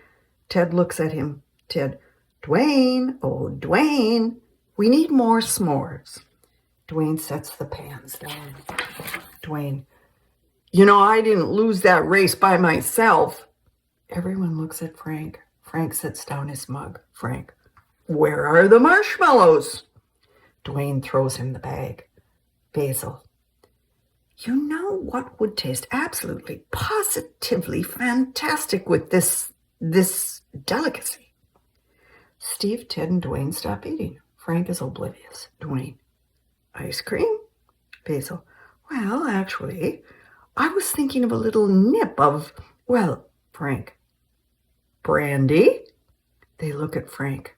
Basil reluctantly pulls his flask from under his jacket and shows it off. Frank. I've been waiting 10 years for someone to break that rule. You're the man, Basil. The man. Basil takes a drink and passes it to Frank. Frank drinks and passes it to Dwayne. Dwayne. Why is it okay for him? You would have killed us. Basil. Well, since I didn't really know about the rule, it can't be said that I broke it. Ted. You silver-tongued devil. Steve. I'll have to find the flask with the magic potion in the game. Frank. Magic potion in Battle Angel? Basil. No, the Boundary Waters game. Frank. A game set in the wilderness? With the rapids and the bear and the cliff and the storm? Basil. Yes, it's fantastic. I'm here to seal the deal, get the product on the shelves for the holidays, and hopefully make us all rich. Frank. It's done? Everyone stares at Frank, afraid to look anywhere else. Frank. You candy-ass kleptos took my idea, and now you're trying to cut me out of the deal. Ted. Frank, no way. We wouldn't do that. We were going to surprise you as soon as Steve could figure out an ending. Frank. I take wannabes into the wilderness every day. I'm the one that told you yo-yos it would sell 1 million. Ted. Settle down, Frank. We're just dancing. We're trying to put this deal together fairly for everyone concerned. Basil. Dancing? Figure out an ending? Steve to Basil. It needs a little tweaking. Dwayne. Steve's a genius. He can finish it really fast. All stare at Basil, who looks dazed. He attempts to formulate his response, only to stop and try again. The silence is broken by the purr of his cell phone.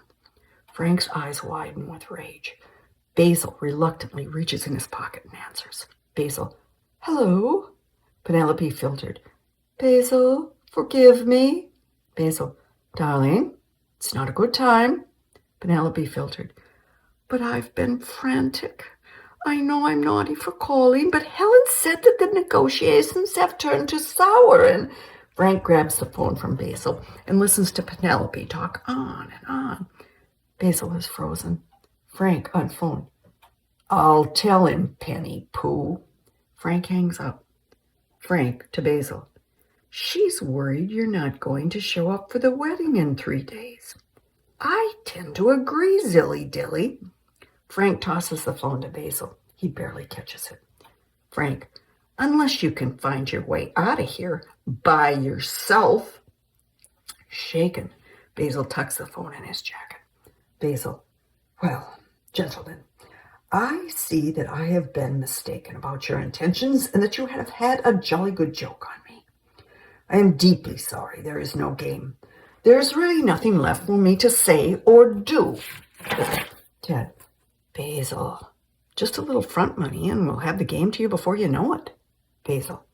I am authorized to purchase a finished product, not subsidize charlatans. Now, if you'll excuse me, the stars are quite lovely tonight. I think I will go and leer at Cassiopeia. Basil grabs the flask out of Dwayne's hand. He fumbles for the flashlight on his belt and makes his way to the canoe. Frank kicks Steve. Steve. Ow! What was that for? Frank. What the hell's wrong with you? Steve. This is not my fault. Frank. I give you an idea that can make us all some dough and you blow it? Steve. I didn't blow it. Hot Dish Software is lucky I'm still around. In fact, I quit. I've got Carol on my back. Nobody's making any money. Dwayne and Ted want to move into my basement. Game over. I quit. I am done. Steve throws his s'more in the fire and heads for his tent. Ted and Dwayne are shocked. Ted. Where the hell did that come from? Dwayne. We don't have to move into the basement. Exterior lake, night. Basil, with the life jacket beside him, paddles the canoe to the river outlet of the lake. He takes a pull from the flask, tucks it back in his jacket, then takes out his cell phone. He dials. As he waits, he gazes at Cassiopeia. Clouds billow from the north. Basil on phone. Darling, I'm coming home. I'll be in London within 24 hours. I'll explain everything then. Pause. Penny, don't cry. A bride should be happy. I love you. I'll call with the details. Kisses. Bye, darling. He replaces the phone in his pocket. A glow of lightning from the burgeoning clouds lights the sky. Basil examines the sky and spots a seaplane trying to outrun the approaching storm. Basil fumbles with the gadgets on the belt and locates a flare.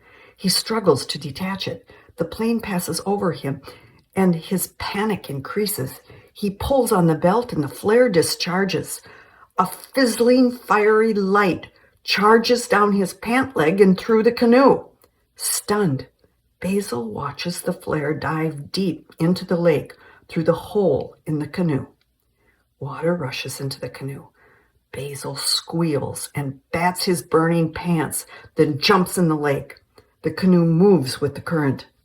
Basil sinks. He flails underwater to reach the surface with no luck. Suddenly, an inner tube ejects from the turbo belt surrounding him and inflates. Basil floats to the surface, gasping for air. Exterior campsite. All is quiet except for the crackle of the campfire. Frank, Dwayne, Ted, and Steve are asleep in their tents. Lightning ignites the sky, followed by a roll of thunder. The wind gusts and blows down the tree holding the bear bag. Exterior lakeshore night. Wet and exhausted, Basil drags himself onto the shore. Darkness surrounds him. The moon peeks through the clouds, revealing a high rocky cliff hanging over the water's edge. Lightning flashes. The wind howls. Basil fights the wind as he climbs the rocks through the pines. He parts the prickly brush. The inner tube pops. Basil jumps. The tube sags around his belt, covering up most of the attached tools and implements. Exterior rapids.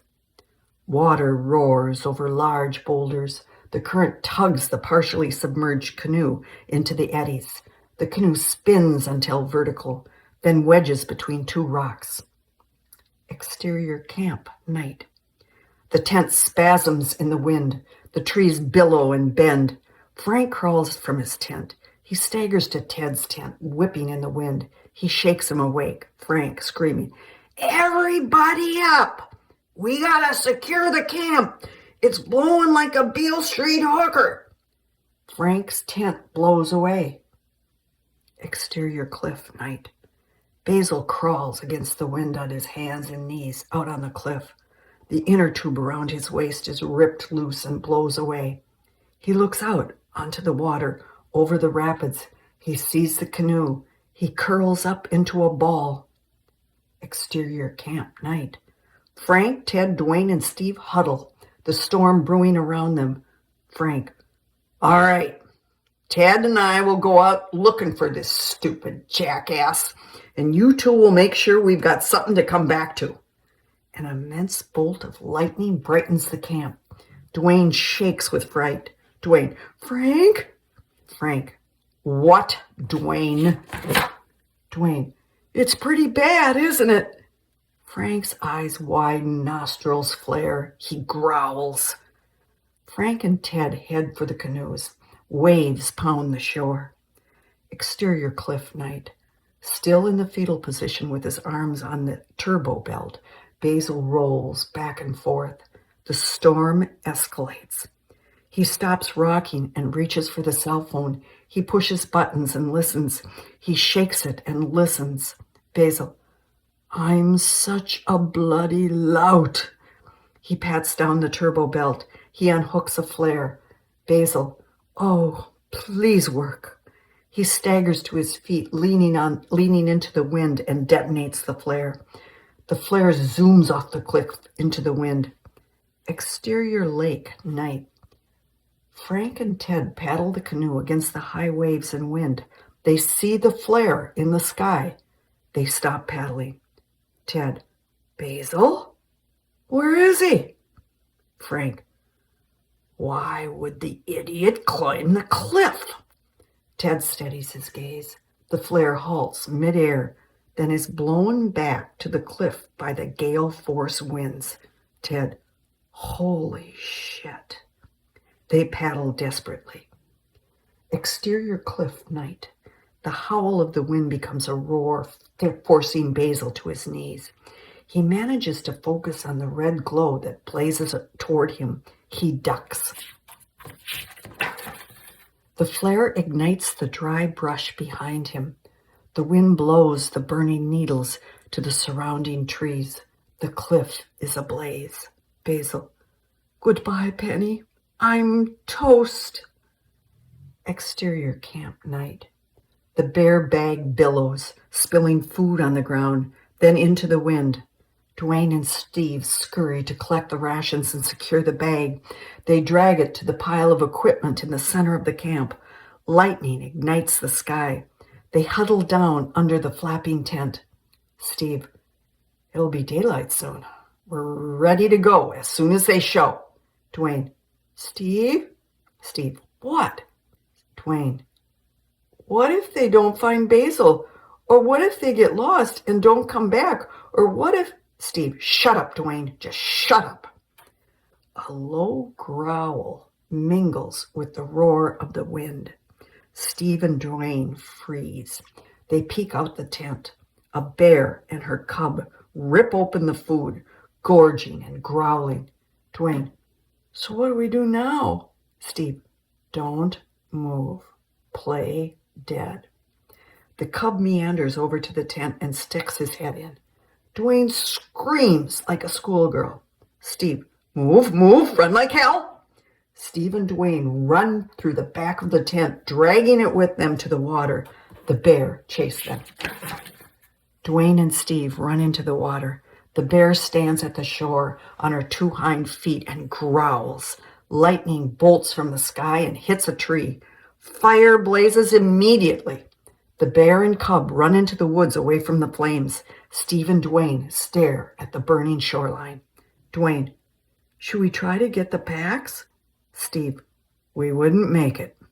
Dwayne, Frank's not going to like this. Exterior cliff, dawn. The sun rises behind dark storm clouds. The wind gusts. Basil hovers at the edge of the cliff amid smoke and fire. Exterior lake, dawn. Frank and Ted buck the wind, paddling with determination. They approach the smoky cliff. Frank, I see him. I think the idiot is going to jump. Ted calling, Basil, don't jump. Hang on. Cliff. Basil strains his eyes toward the water below. He sees Ted waving frantically, saying something. Basil, what? Jump? Righto.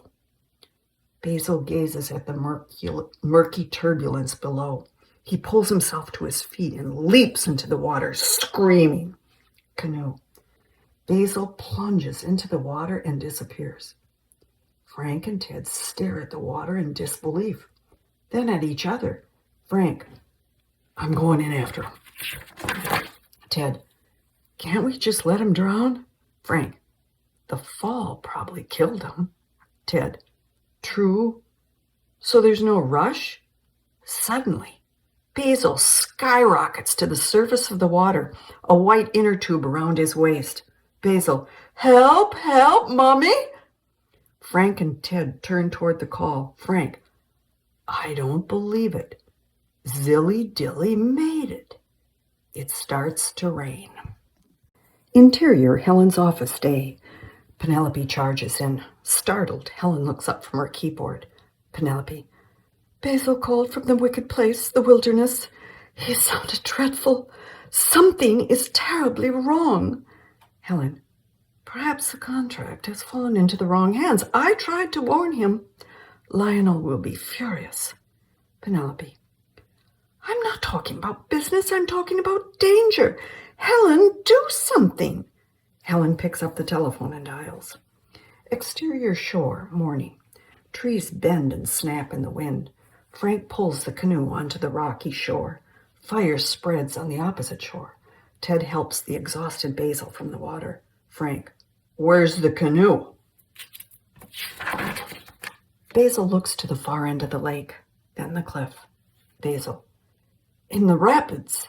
Frank, ah, shit. Ted, disbelief. Can it get any better?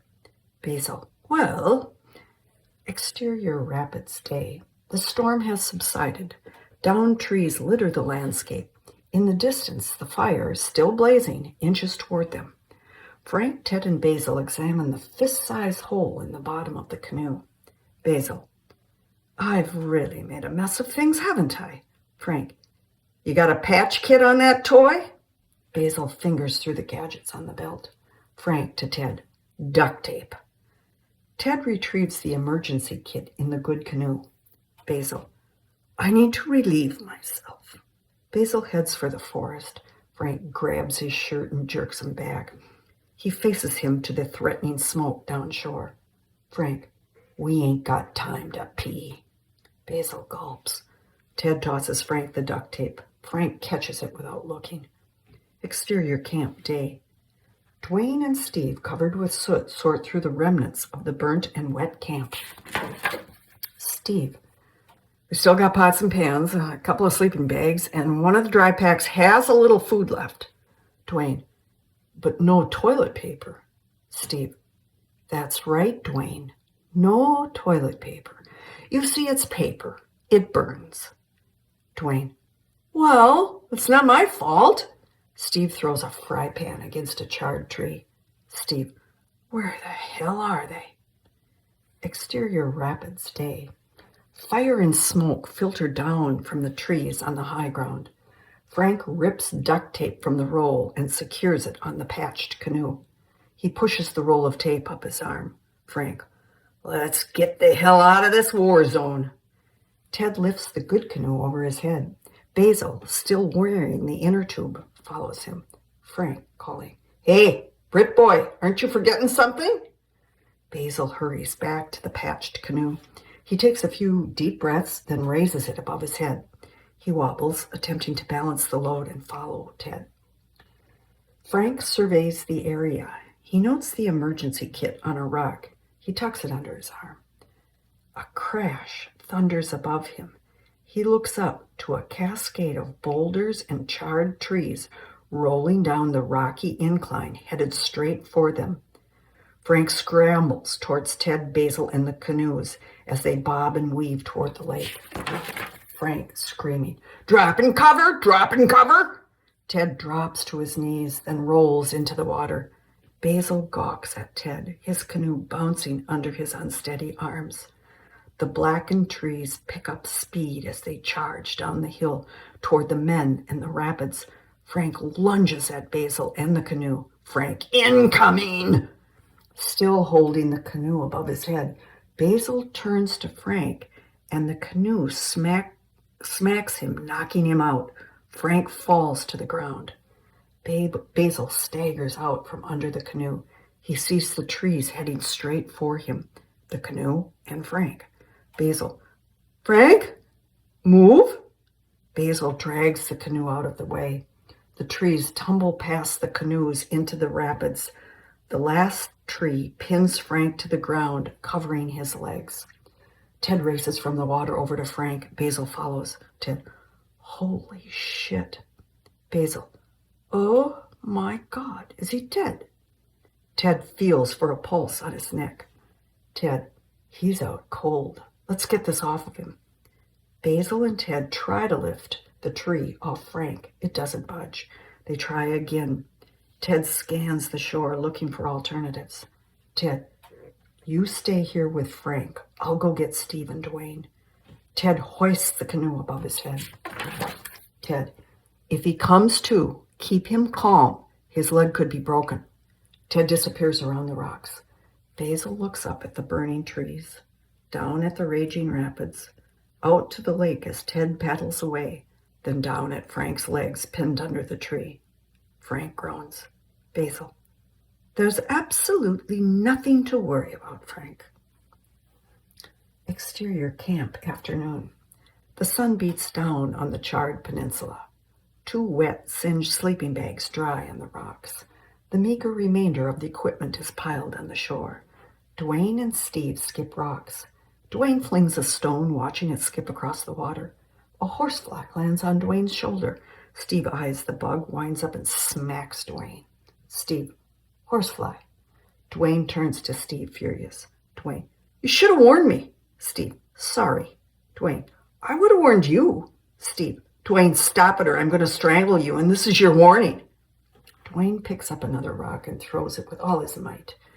Ted paddles around the point of the peninsula. Dwayne, it's Ted! Dissolve 2, Ted, exhausted, gawks at the blackened trees and the camping fragments. Ted, what the hell happened? Dwayne, well, the bear bag fell, and then the cub came into the tent, the mother chased us, and the lightning hit the tree on shore, and the bear ran. Steve, Dwayne, he's got it. To Ted, where's Frank? Ted, pinned under a tree. Steve, what? And Basil? Ted, he's fine until Frank comes to, chews through the tree and kills him. Steve, lock and load. Ted and Dwayne, bounders. Interior Steve and Carol's bedroom, late afternoon. Carol, lying on the floor in a yoga position, watches a yoga program on TV.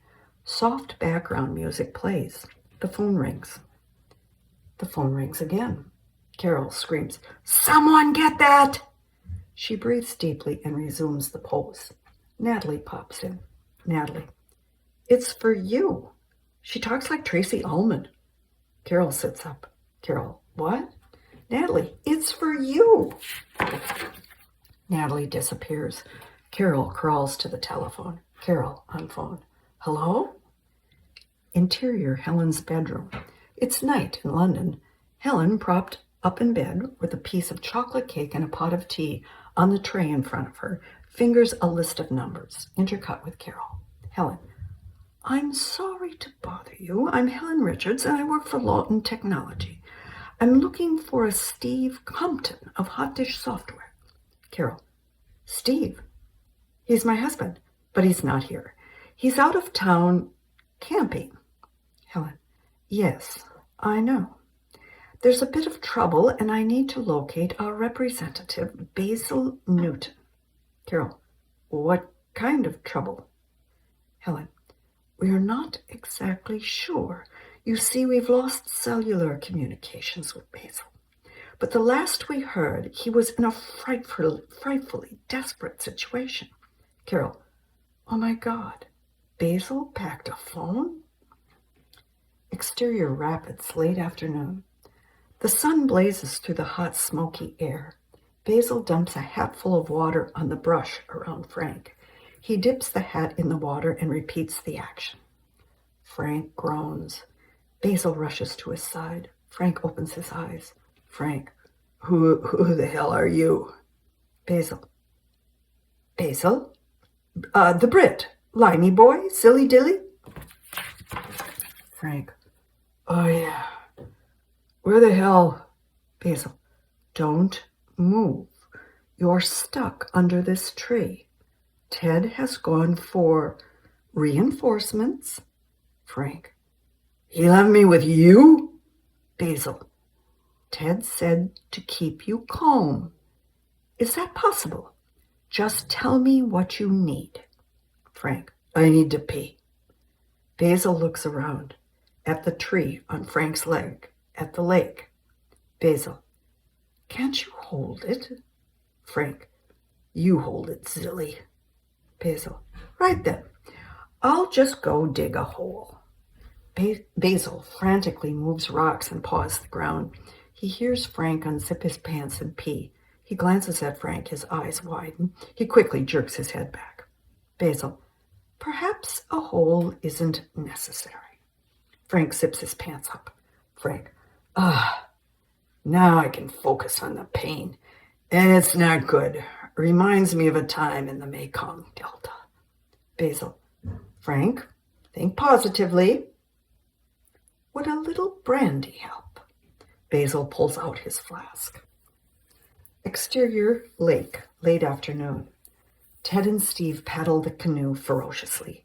Dwayne, in the middle, pumps water. Dwayne. What if we can't lift the tree off Frank? Steve. We can lift the tree off Frank. Dwayne. What if, like, his legs are broken? Ted. Then we carry him. Dwayne. What if he's delirious and can't tell us how to get out of here? Steve. We'll figure it out. Dwayne reaches in the dry pack and pulls out the bag of marshmallows. He eats one and puts the remainder in his fanny pack. Dwayne. What are we going to do about dinner? It's Frank's night to cook. Steve. You just volunteered. Now shut up. Dwayne. I was just thinking ahead. The cliff comes into view. Ted points to it. Ted. There it is. The rapids are 100 yards downshore. Steve stops paddling. Dwayne jerks around to the cliff, letting go of the water filter. It drops into the lake. It floats. Steve. Let's go. They'll need food and water. Steve, just about to paddle, notices the filter in the lake. He smacks Dwayne with the paddle. Dwayne. Ouch! What's that for? Steve. The filter. Grab it. Steve points to the filter with the paddle. Dwayne reaches down and retrieves it. Steve. I'm so glad I warned you, Dwayne, because the next stupid thing you do, I'm going to strangle you. Ted. Not till we get back home. We need him for portage. Exterior rapids, early evening. Spikes of blackened trees dot the cliff horizon. A line of fire descends toward the rapids. Steve, Ted, and Dwayne trudge through the rocky shore, carrying the dry pack and a sleeping bag to Basil and Frank. Basil, curled up against a rock, flask in hand, sleeps. Frank's eyes are closed. Steve examines the tree that pins Frank. Ted shakes Basil. Ted. Basil! Basil! Basil opens his eyes. He looks at Frank. Basil. I'm so glad you're back. He made me sing Hey Jude 20 times. Frank groans and smiles. Frank, drunk, sings la la la la. Basil. I'd offer you chaps a nip, but Frank was greedy. Steve. It's good he's smashed, because this is going to hurt like hell. Now let's get this hunk of wood off him. Series of shots. The men huddle around the fallen tree. Steve gives the count, and they lift and strain. The tree doesn't budge. The fire rages closer. Using a rock as a fulcrum and a tree as a lever, the men try to pry the tree off Frank's legs. The lever breaks. Frank moans, then passes out. Exhausted, the men sit on a charred tree. Dwayne pulls out the marshmallows, sticks one on a stick, and holds it over some nearby embers. Dwayne. Anybody else hungry? Steve rolls his eyes. Basil and Ted take one. Basil. Actually, I'm starving. I looked for berries, but I was afraid to leave Frank. Should have caught a fish. I could have cooked it. Basil looks over at the approaching fire. Ted. Marshmallows may be all we eat today. Steve. Give me one of those. Dwayne passes him one. Steve squeezes the marshmallow between his fingers, back and forth as he thinks. Basil. Why can't we just dig him out? Dwayne.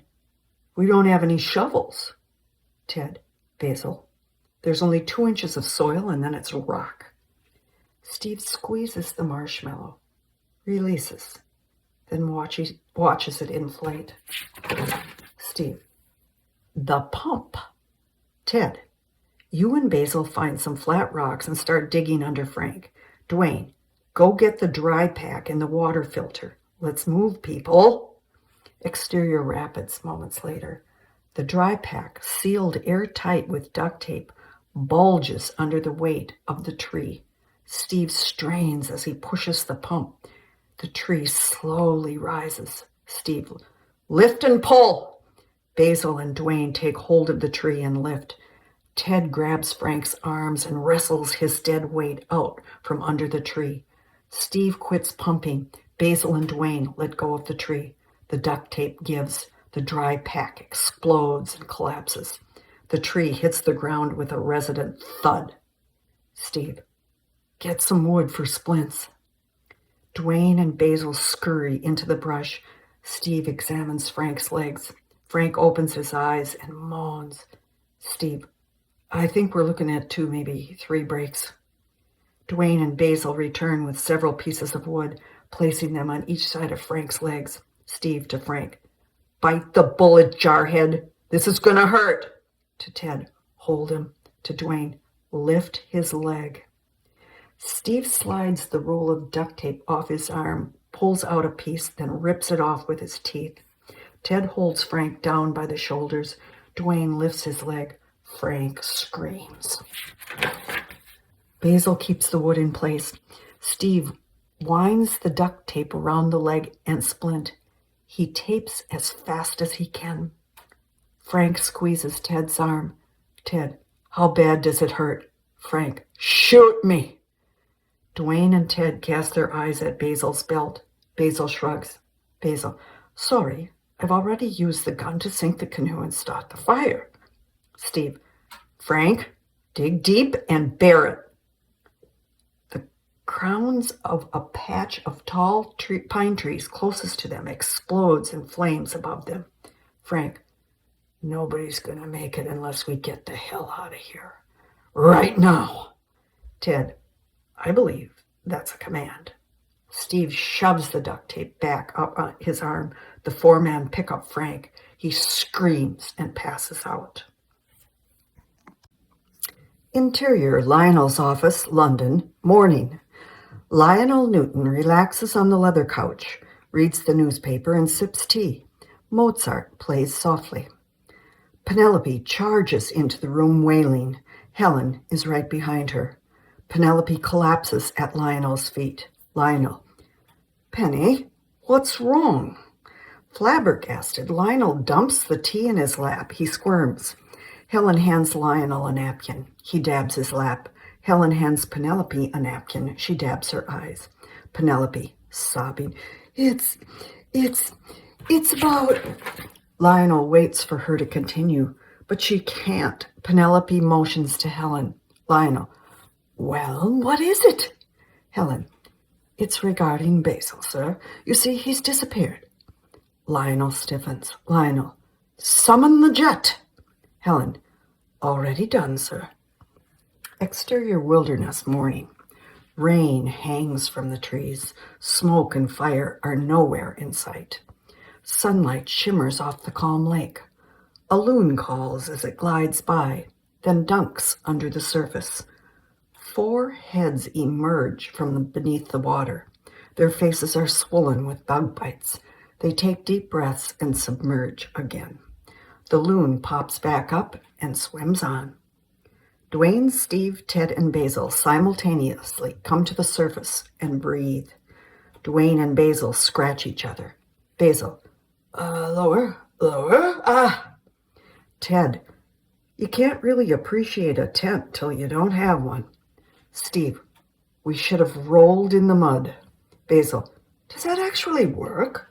Dwayne, it must. Animals do it.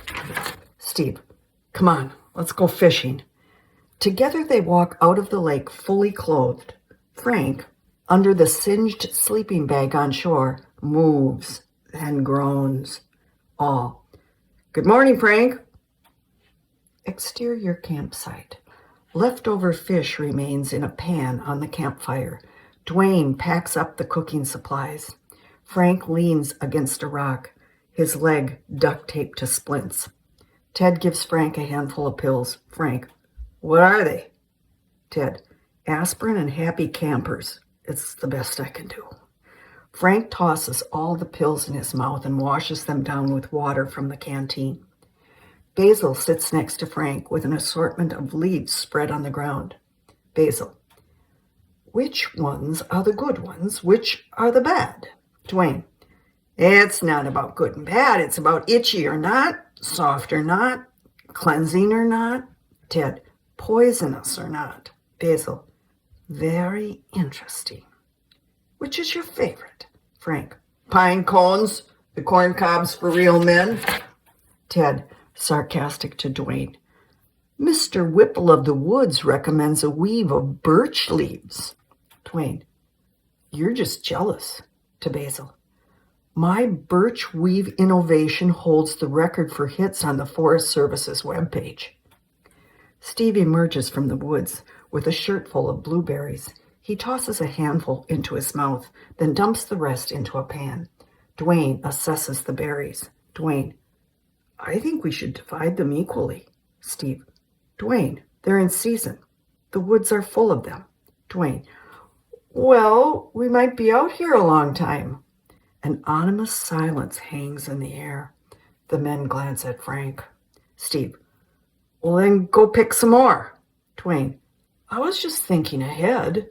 Steve. Then take your head out of your ass. Frank. Knock it off. Steve and Dwayne glare at each other. Frank. Let's figure out where we are. How long did you men paddle last night? Steve. About 6 hours. Frank. Which direction? Ted shrugs.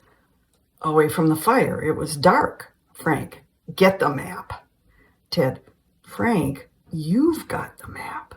Frank. No, I left it in the tent. The men stare at him. Frank, grim. We should have stayed near the fire. Exterior sky, day. A single-engine plane with floats flies low over the charred land. Smoke smolders from a few trees. Pilot number 1. Completed search pattern, Bravo. Interior ranger station, day. A huge map of the boundary waters with areas circled hangs on the wall. Ranger Pat talks into the radio. Pat. There was no sign of encampment? Pilot number 1. I did 3 treetop passes, just an abandoned burnt campsite on the point. No activity, no SOS. Pat. They're scheduled to be at Bear Track. Frank wouldn't leave. He knows that's where we'd look. Pilot number 1. I'm telling you, they're not here. Requesting permission to check out adjacent quadrant in the fire zone. Pat. Maybe they're further in. Stay on schedule, but if fuel permits, give Bear Track another look. Pilot number 1. Affirmative. Over and out. She crosses out one of the circled areas on the map. Pat. Frank, where the hell did you take those geeks? Exterior sky, day. The plane cuts through the clouds and smoke. The charred land becomes obscured. Interior Learjet cockpit, day. The pilot number 2 navigates. Helen enters with a cup of tea. She sits down next to him. Helen, if there are any delays, notify me immediately. Pilot number 2 nods. Any word? Helen, nothing. She leaves and enters the luxurious passenger area. Penelope, dressed impeccably, cries as she looks out the window at the clouds below. Lionel sits across from her, drinking tea. Lionel. You've contacted the authorities? Helen. Yes. They've sent out search planes. Lionel. Do they know we're coming? Helen. We'll be picked up in a city called Duluth. It's a 3-hour drive to the Wilderness Ranger Station. Helen pours a cup of tea. Lionel. Check out communications immediately. Upon arrival, we must be able to contact our people in London. Helen. To say we found Basil? Lionel. No. To announce the acquisition of the game. Helen hands the cup of tea to Penelope. Helen. Penelope, drink this. You'll relax. Lionel. Have the authorities considered foul play in the disappearance? Helen. Not likely until they investigate the other possibilities.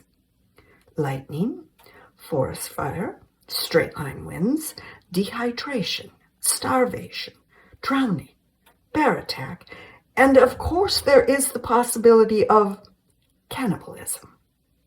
Penelope wails. Helen takes back the cup of tea. Exterior lake, day. The equipment is loaded into the canoes. The men gather around Frank, who is propped up against a large rock, holding a compass. Frank shakes the compass. Basil. Perhaps it's waterlogged. They look at Basil suspiciously. Steve takes the compass and sets it on the rock. The needle spins. Steve, we're on a bed of iron ore. It's magnetized. Ted, how are we going to know what direction to go? Dwayne, the sun. Ted, yeah, but we don't know if we're north, south, east, or west of the fire. Frank, okay. The wind was blowing from the west, which would spread the fire to the east. You paddled away from the fire. How did the waves hit the canoe? Steve, head on, most of the time. Frank, so basically we're headed west, back toward the checkout point. Ted, well, then let's just keep going. Frank tosses the compass to Basil. Basil makes the catch and reattaches it to his belt. Frank winces in pain. Frank, we'll use the sun. Paddle as long as it's light. Camp till morning. There'll be fewer portages. Rivers and streams are swollen because of the storm. We should be at the ranger station in 2 days. Any questions? Dwayne, maybe we should just stay here and wait for a plane. There's plenty of blueberries. The men stare at Frank. Frank, they aren't gonna look here. Basil, Frank, how are you feeling? Frank gazes up at the sun high in the sky, then down at his legs. Frank, shot at and missed, shit at and hit. Steve, lock and load. Ted and Dwayne, bounders. Ted and Steve pick up Frank and load him into the canoe. Exterior airport runway, Duluth, late afternoon. The jet passes in front of the sun as it descends for touchdown. Interior airport. Carol, wearing shorts and tennis shoes, pulls a suitcase to the terminal door. Penelope, in heels, pulls another suitcase. Helen and Lionel follow. Helen studies a map. Carol, you folks wait here. I'll get the car. Carol disappears through the doors into the heat and humidity. Penelope, Helen, do you think she knows what she's doing? Helen, she seems capable. However, she has a strange accent. Lionel, I think I've heard it in a movie. Exterior highway, late afternoon. The sun casts long shadows across the road. Top down, Carol drives Ted's convertible down the road, passing vehicles. Helen sits in the passenger seat, Penelope and Lionel in the back. Interior convertible.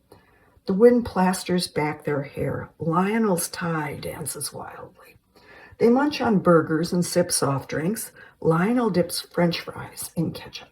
Lionel, surprisingly, these chips are quite tasty.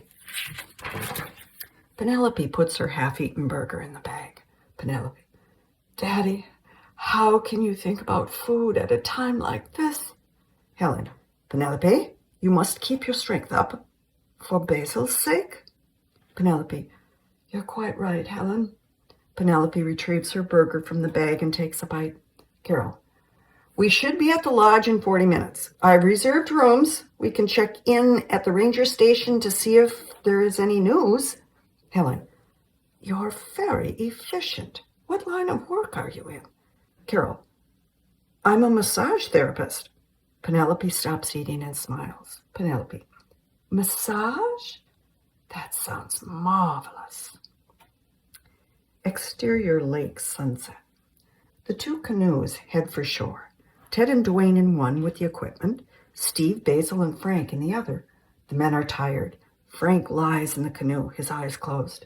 Steve, Basil, get the equipment. Dwayne, build the fire. Ted and I'll move Frank. Dwayne, what are we going to eat? Ted, Dwayne, shut up. Campfire. Frank lies close to the fire, wrapped in the sleeping bags. Steve, Ted, Dwayne, and Basil sit by the fire.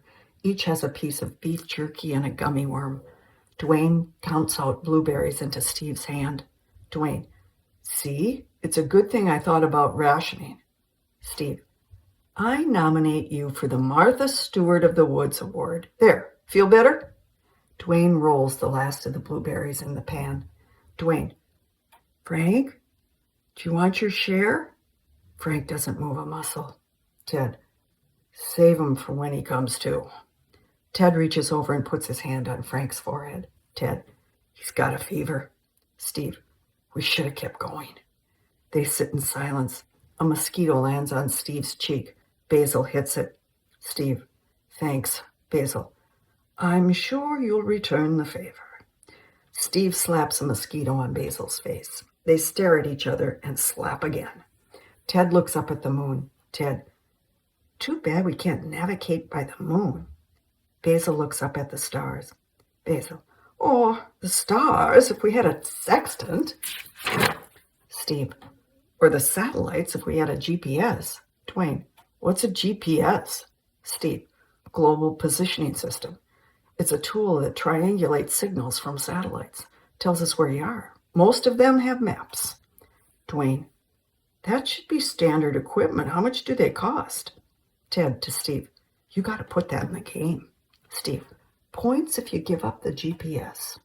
Ted, at the Green Beret level, it malfunctions. Steve, no, you have to start without it. And Basil to Dwayne, the Jeeps cost about $200. Dwayne, what does it look like? Basil, well, it's small, sort of like, oh. Basil fumbles with the turbo belt and unhooks a small cell phone-like gadget.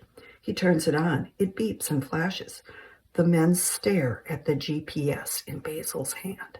Basil, I forgot I bought it. Steve, lock and load. Ted, Dwayne, and Basil. Bounders. Steve, Ted, and Dwayne stand. Basil, before we depart, there is one thing we must do. Exterior lakeshore night.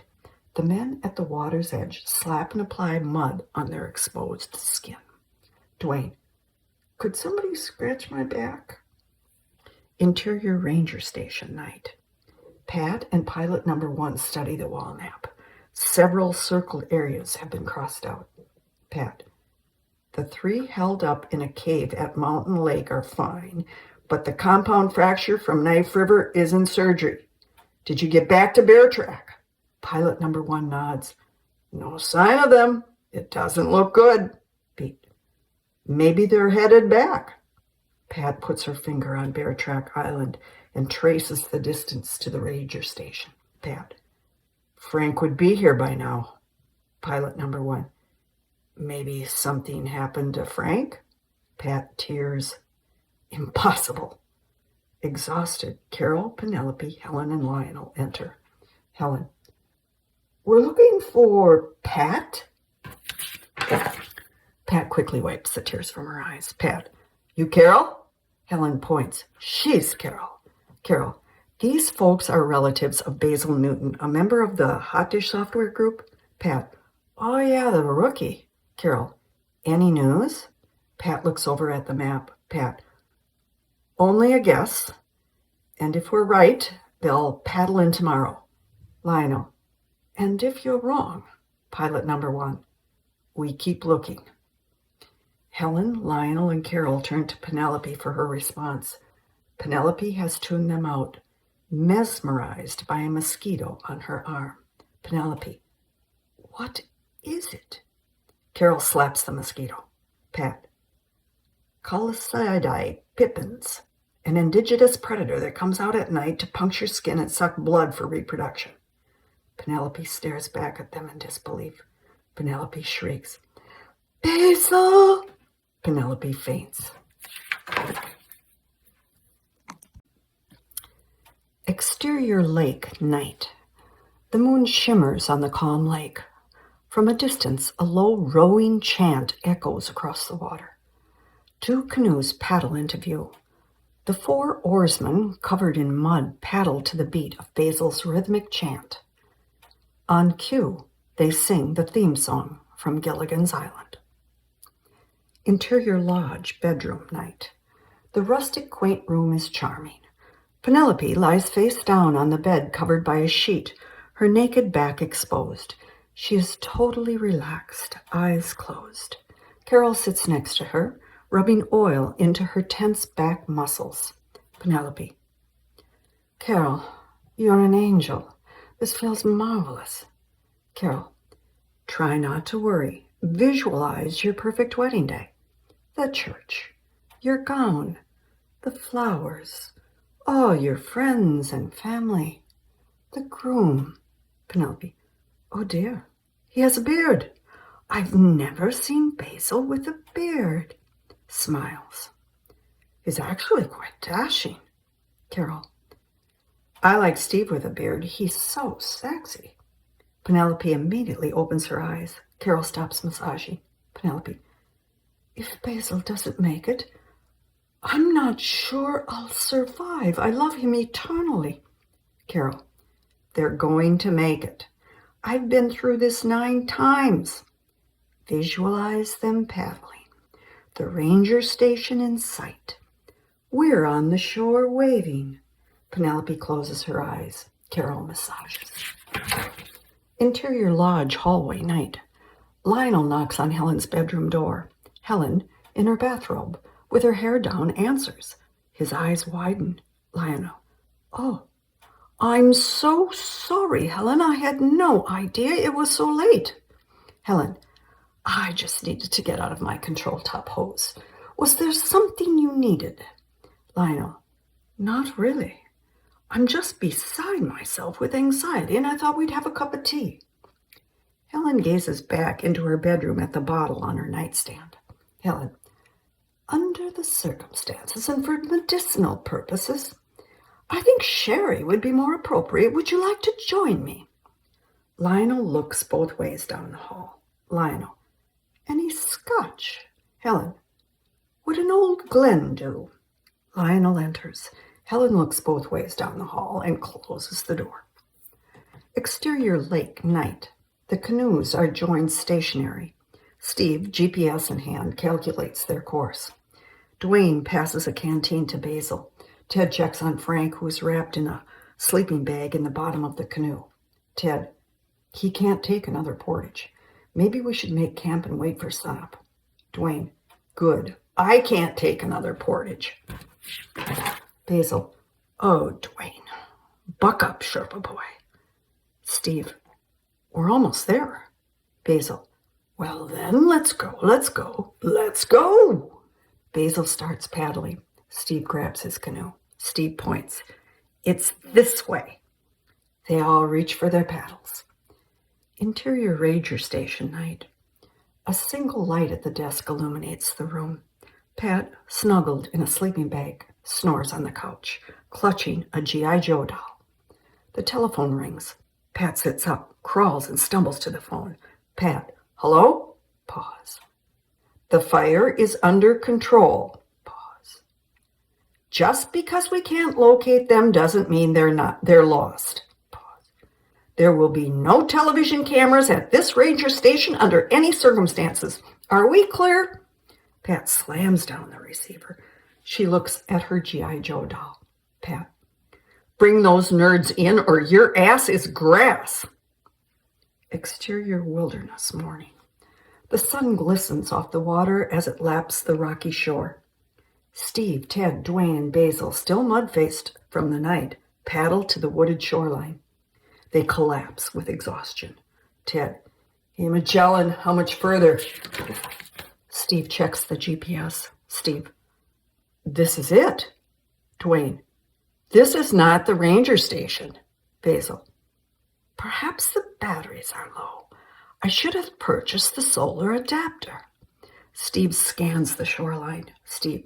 We're close. We split up and search. Dwayne. I need to eat. Ted. I need to sleep. Basil. I need to poop. Exterior ranger station morning. The convertible pulls in, screeching to a halt. Carol, Penelope, wearing some of Carol's clothes, Helen and Lionel get out of the vehicle. Helen carries a picnic basket. Penelope.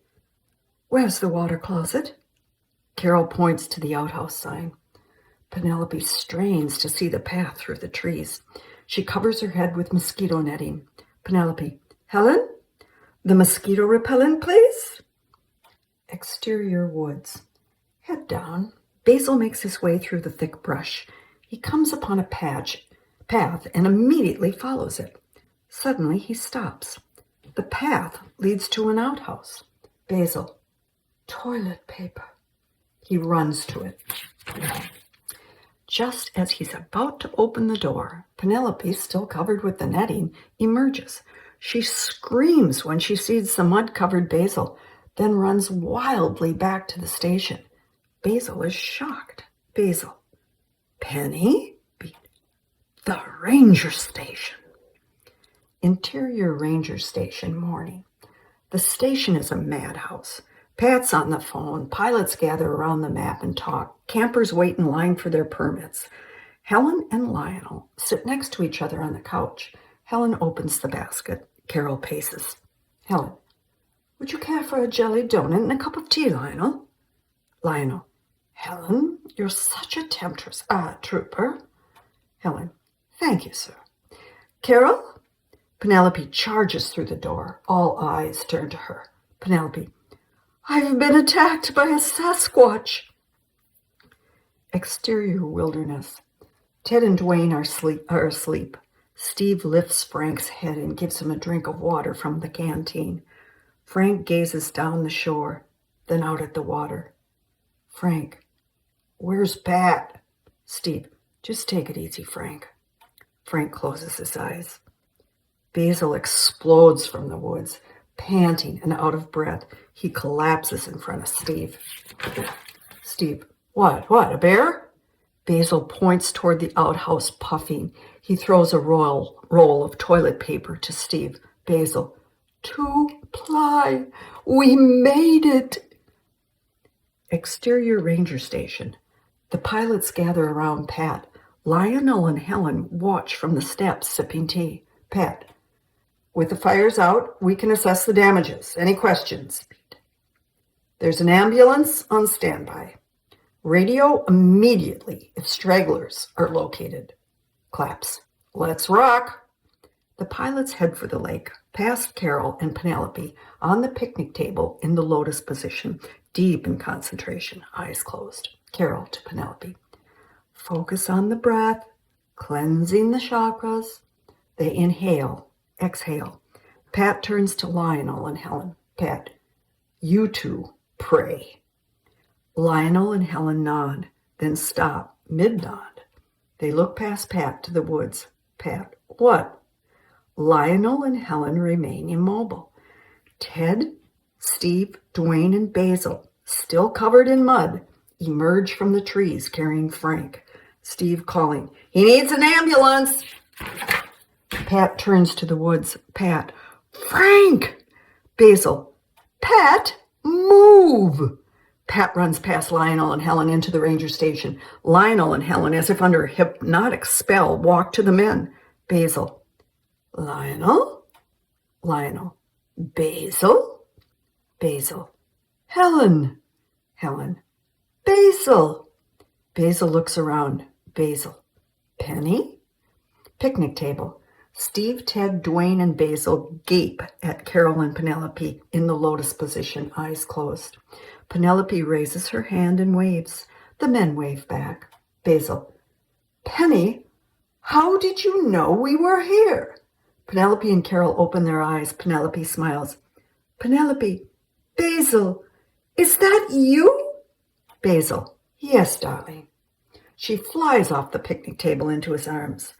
Penelope, you scared me. Carol motions Steve to the table. He leans to her and she kisses him. Carol, you can't be trusted. Steve, I get bonus points for that. He bends her back and kisses her passionately. Ted taps Carol on the shoulder. Ted, the babe magnet, what's the damage? Carol gazes at the convertible parked by the station. She shrugs. Carol, it's fine. There's a ketchup stain in the back where Lionel dumped his fries. Ted stares at the car and wags his head. Ted, I knew it. I knew it. Dwayne, are there any fries left? Carol shakes her head. Carol, how's Frank? Exterior ambulance morning. The siren wails as the ambulance races down the road. Interior ambulance. Pat holds Frank's hand. A paramedic examines Frank's legs. The driver talks on the radio. Paramedic. It looks like 3 breaks, some contusions, and dehydration. I've got him on a saline drip. He's a little chewed up. Pat. He's okay? Paramedic. Frank? Plaster and painkillers. He'll be fine. Frank opens his eyes and smiles at Pat. Frank. We made it without a rescue. Interior sandbar night. The place is packed. The lights are low. Smilin' Jack playing accordion leads a 3-piece band. Steve, Ted, and Basil, showered and rested, sit at a large table with Carol, Helen, Lionel, and Penelope in jeans, drinks in front of them. Dwayne, in his hot dish software t-shirt, stands by the front window. He suddenly turns to everyone. Dwayne, they're coming! Smilin' Jack, everybody ready? The crowd is silent. The front door opens. Pat enters, pushing Frank in a wheelchair, his legs in casts. The lights go up and Smilin' Jack and his band play Back in the Saddle Again. The patrons stand and sing. Frank is delighted. Pat pushes him to the hot dish software group. Frank waves for the music to stop. Everyone claps. Basil raises his mug of beer. Basil.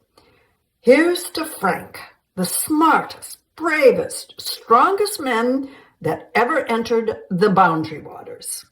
Everyone cheers, then drinks. Frank smirks and waves. His eyes rest on Penelope. Frank. Hi, Penny Pooh. Penelope winks. Hello, Frank. Lionel lifts his glass. Lionel. And here's to hot dish software and our new acquisition, Boundary Waters. May the game be as exciting as the real adventure. Drinks on Lawton Technologies. Patrons cheer as they rush to the bar. Everyone at the hot dish table stares at Lionel. Helen. Perhaps you should tell him, Basil. Lionel. Tell me what? Frank. That there's no deal, Daddy Borowicz. Lionel turns to Basil in disbelief. Steve, Ted, and Dwayne gawk. Lionel. 5 days with these Yanks and you've lost your mind. Basil. No, Lionel. And we've not lost the deal. You see, the game is only half finished. I propose a joint venture with Hot Dish Software to develop and market the next computer software game sensation, Boundary Waters, sharing the profits equally. Lionel ponders. Penelope and Helen look worried. Lionel. What? Equally? You have lost your mind. You've betrayed the board and the stockholders and me. Basil. These are the only men that can truly capture this monumental experience. These men never say die. These men will make this venture successful, and I have become one of them. I'm a bounder. Steve, Ted, Dwayne, and Frank all pound at the table. Men. Yes. Lionel gazes around the bar. Everyone stares at him. Penelope. Daddy, do it. Lionel looks intently at Penelope, then Basil, then eyeballs the hot dish software group. Lionel. Basil has put his job and future on the line, and Lawton Technologies has never shared profits. What you're asking me to do is preposterous, Pete. However, I'm finding it difficult to refuse such likable bounders. Gentlemen, do we have a deal? Ted grabs and shakes Lionel's hand. Ted, you betcha. Basil, thank you, sir. Helen, the contract? Helen slides papers and a pen to Lionel. He signs. The patrons cheer. Steve and Carol kiss. Penelope stands on her chair. The bar quiets, and all eyes are on her. Penelope, you're all invited to the wedding. To Lionel, right, Daddy? Lionel, a sick look on his face, surveys the bar patrons. Exterior lakeshore morning. The morning sun peeks through the clouds, casting a radiant glow on the trees and lake. Everyone from the bar gathers around a picnic table.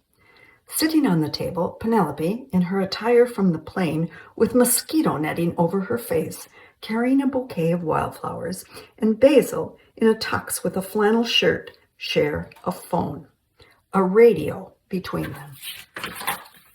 A mini video camera on a tripod hooked up to a laptop is pointed at them. Minister, on radio, English accent. Do you, Basil Thurgood Newton, take Penelope Agnes Lawton, the light of your light, the depths of your dreams, to be your wedded wife? Basil on phone. I most certainly do. Minister on radio. And do you, Penelope Agnes Lawton, take Basil Thurgood Newton, the nicest chap you've ever met and most sincere, to be your wedded husband? Penelope on phone.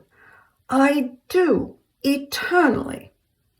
Interior church, London, afternoon. The church is decorated for a wedding. A huge congregation, impeccably dressed, view a large screen television where Penelope and Basil sit on the picnic table. A minister talks into a telephone. Minister on phone. You may kiss the bride. The congregation hollers, claps, and embrace each other. Back to scene. Helen takes the phone. Basil lifts the mosquito netting veil. They kiss. The bar crowd hoots and claps. Smile and Jack on radio. This concludes our simulcast with St. John's Chapel in London, England. For Smile and Jack, WBCA, and the Sandbar, we wish Penelope and Basil a happy honeymoon. The wedding march blares from the radio. Basil picks Penelope up and carries her to the convertible, decorated with cans and shaving cream. The crowd throws birdseed at them as they get in the car. Lionel calling, We'll meet you at the airport. Helen calling, You've got the map? Basil nods. He starts the car. Penelope waves at the crowd and throws her bouquet.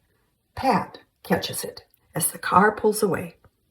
In front, Steve, Ted, Dwayne, and Carol are linked arm in arm. Pat stands behind Frank in a wheelchair. He reaches up and grabs her hand. Everyone waves back. Lionel dabs a tear from his eye. Helen hands him a handkerchief. Lionel, thank you, Helen. Remind me to give you a raise. Helen, already done, sir. Basil lays on the horn. Interior car. They pull onto the highway. Penelope snuggles Basil. He puts his arm around her. Basil, now tell me, my penny poo, where would you like to go for our honeymoon? Anywhere your little heart desires. Penelope, actually, I'd like to go camping. Basil is taken aback. The car swerves. He regains control. Basil, Penny, you're scaring me. She smiles and kisses him. Fade to black. Fade in. Interior toy store, morning. A floor display with life-size cutouts of Frank, Ted, Steve, Dwayne, and Basil are perched in front of stacks of videos. A throng of customers of all ages rush the video game display, frantically grabbing the games. Christmas music wafts from the loudspeakers. The freckle-faced, red-haired boy from the plane wiggles between the legs of the wild bunch and barely manages to pull a video game from the shelf. He quickly turns the game to the front cover and stares at it. Insert cover. Colorful caricatures of Frank, Steve, Ted, Dwayne, and Basil being chased by a bear as they plunge from a waterfall surrounded by fire. The word Bounders pops from above them. Clutching the game, the boy turns to the camera. Boy, cool. Fade out. The end.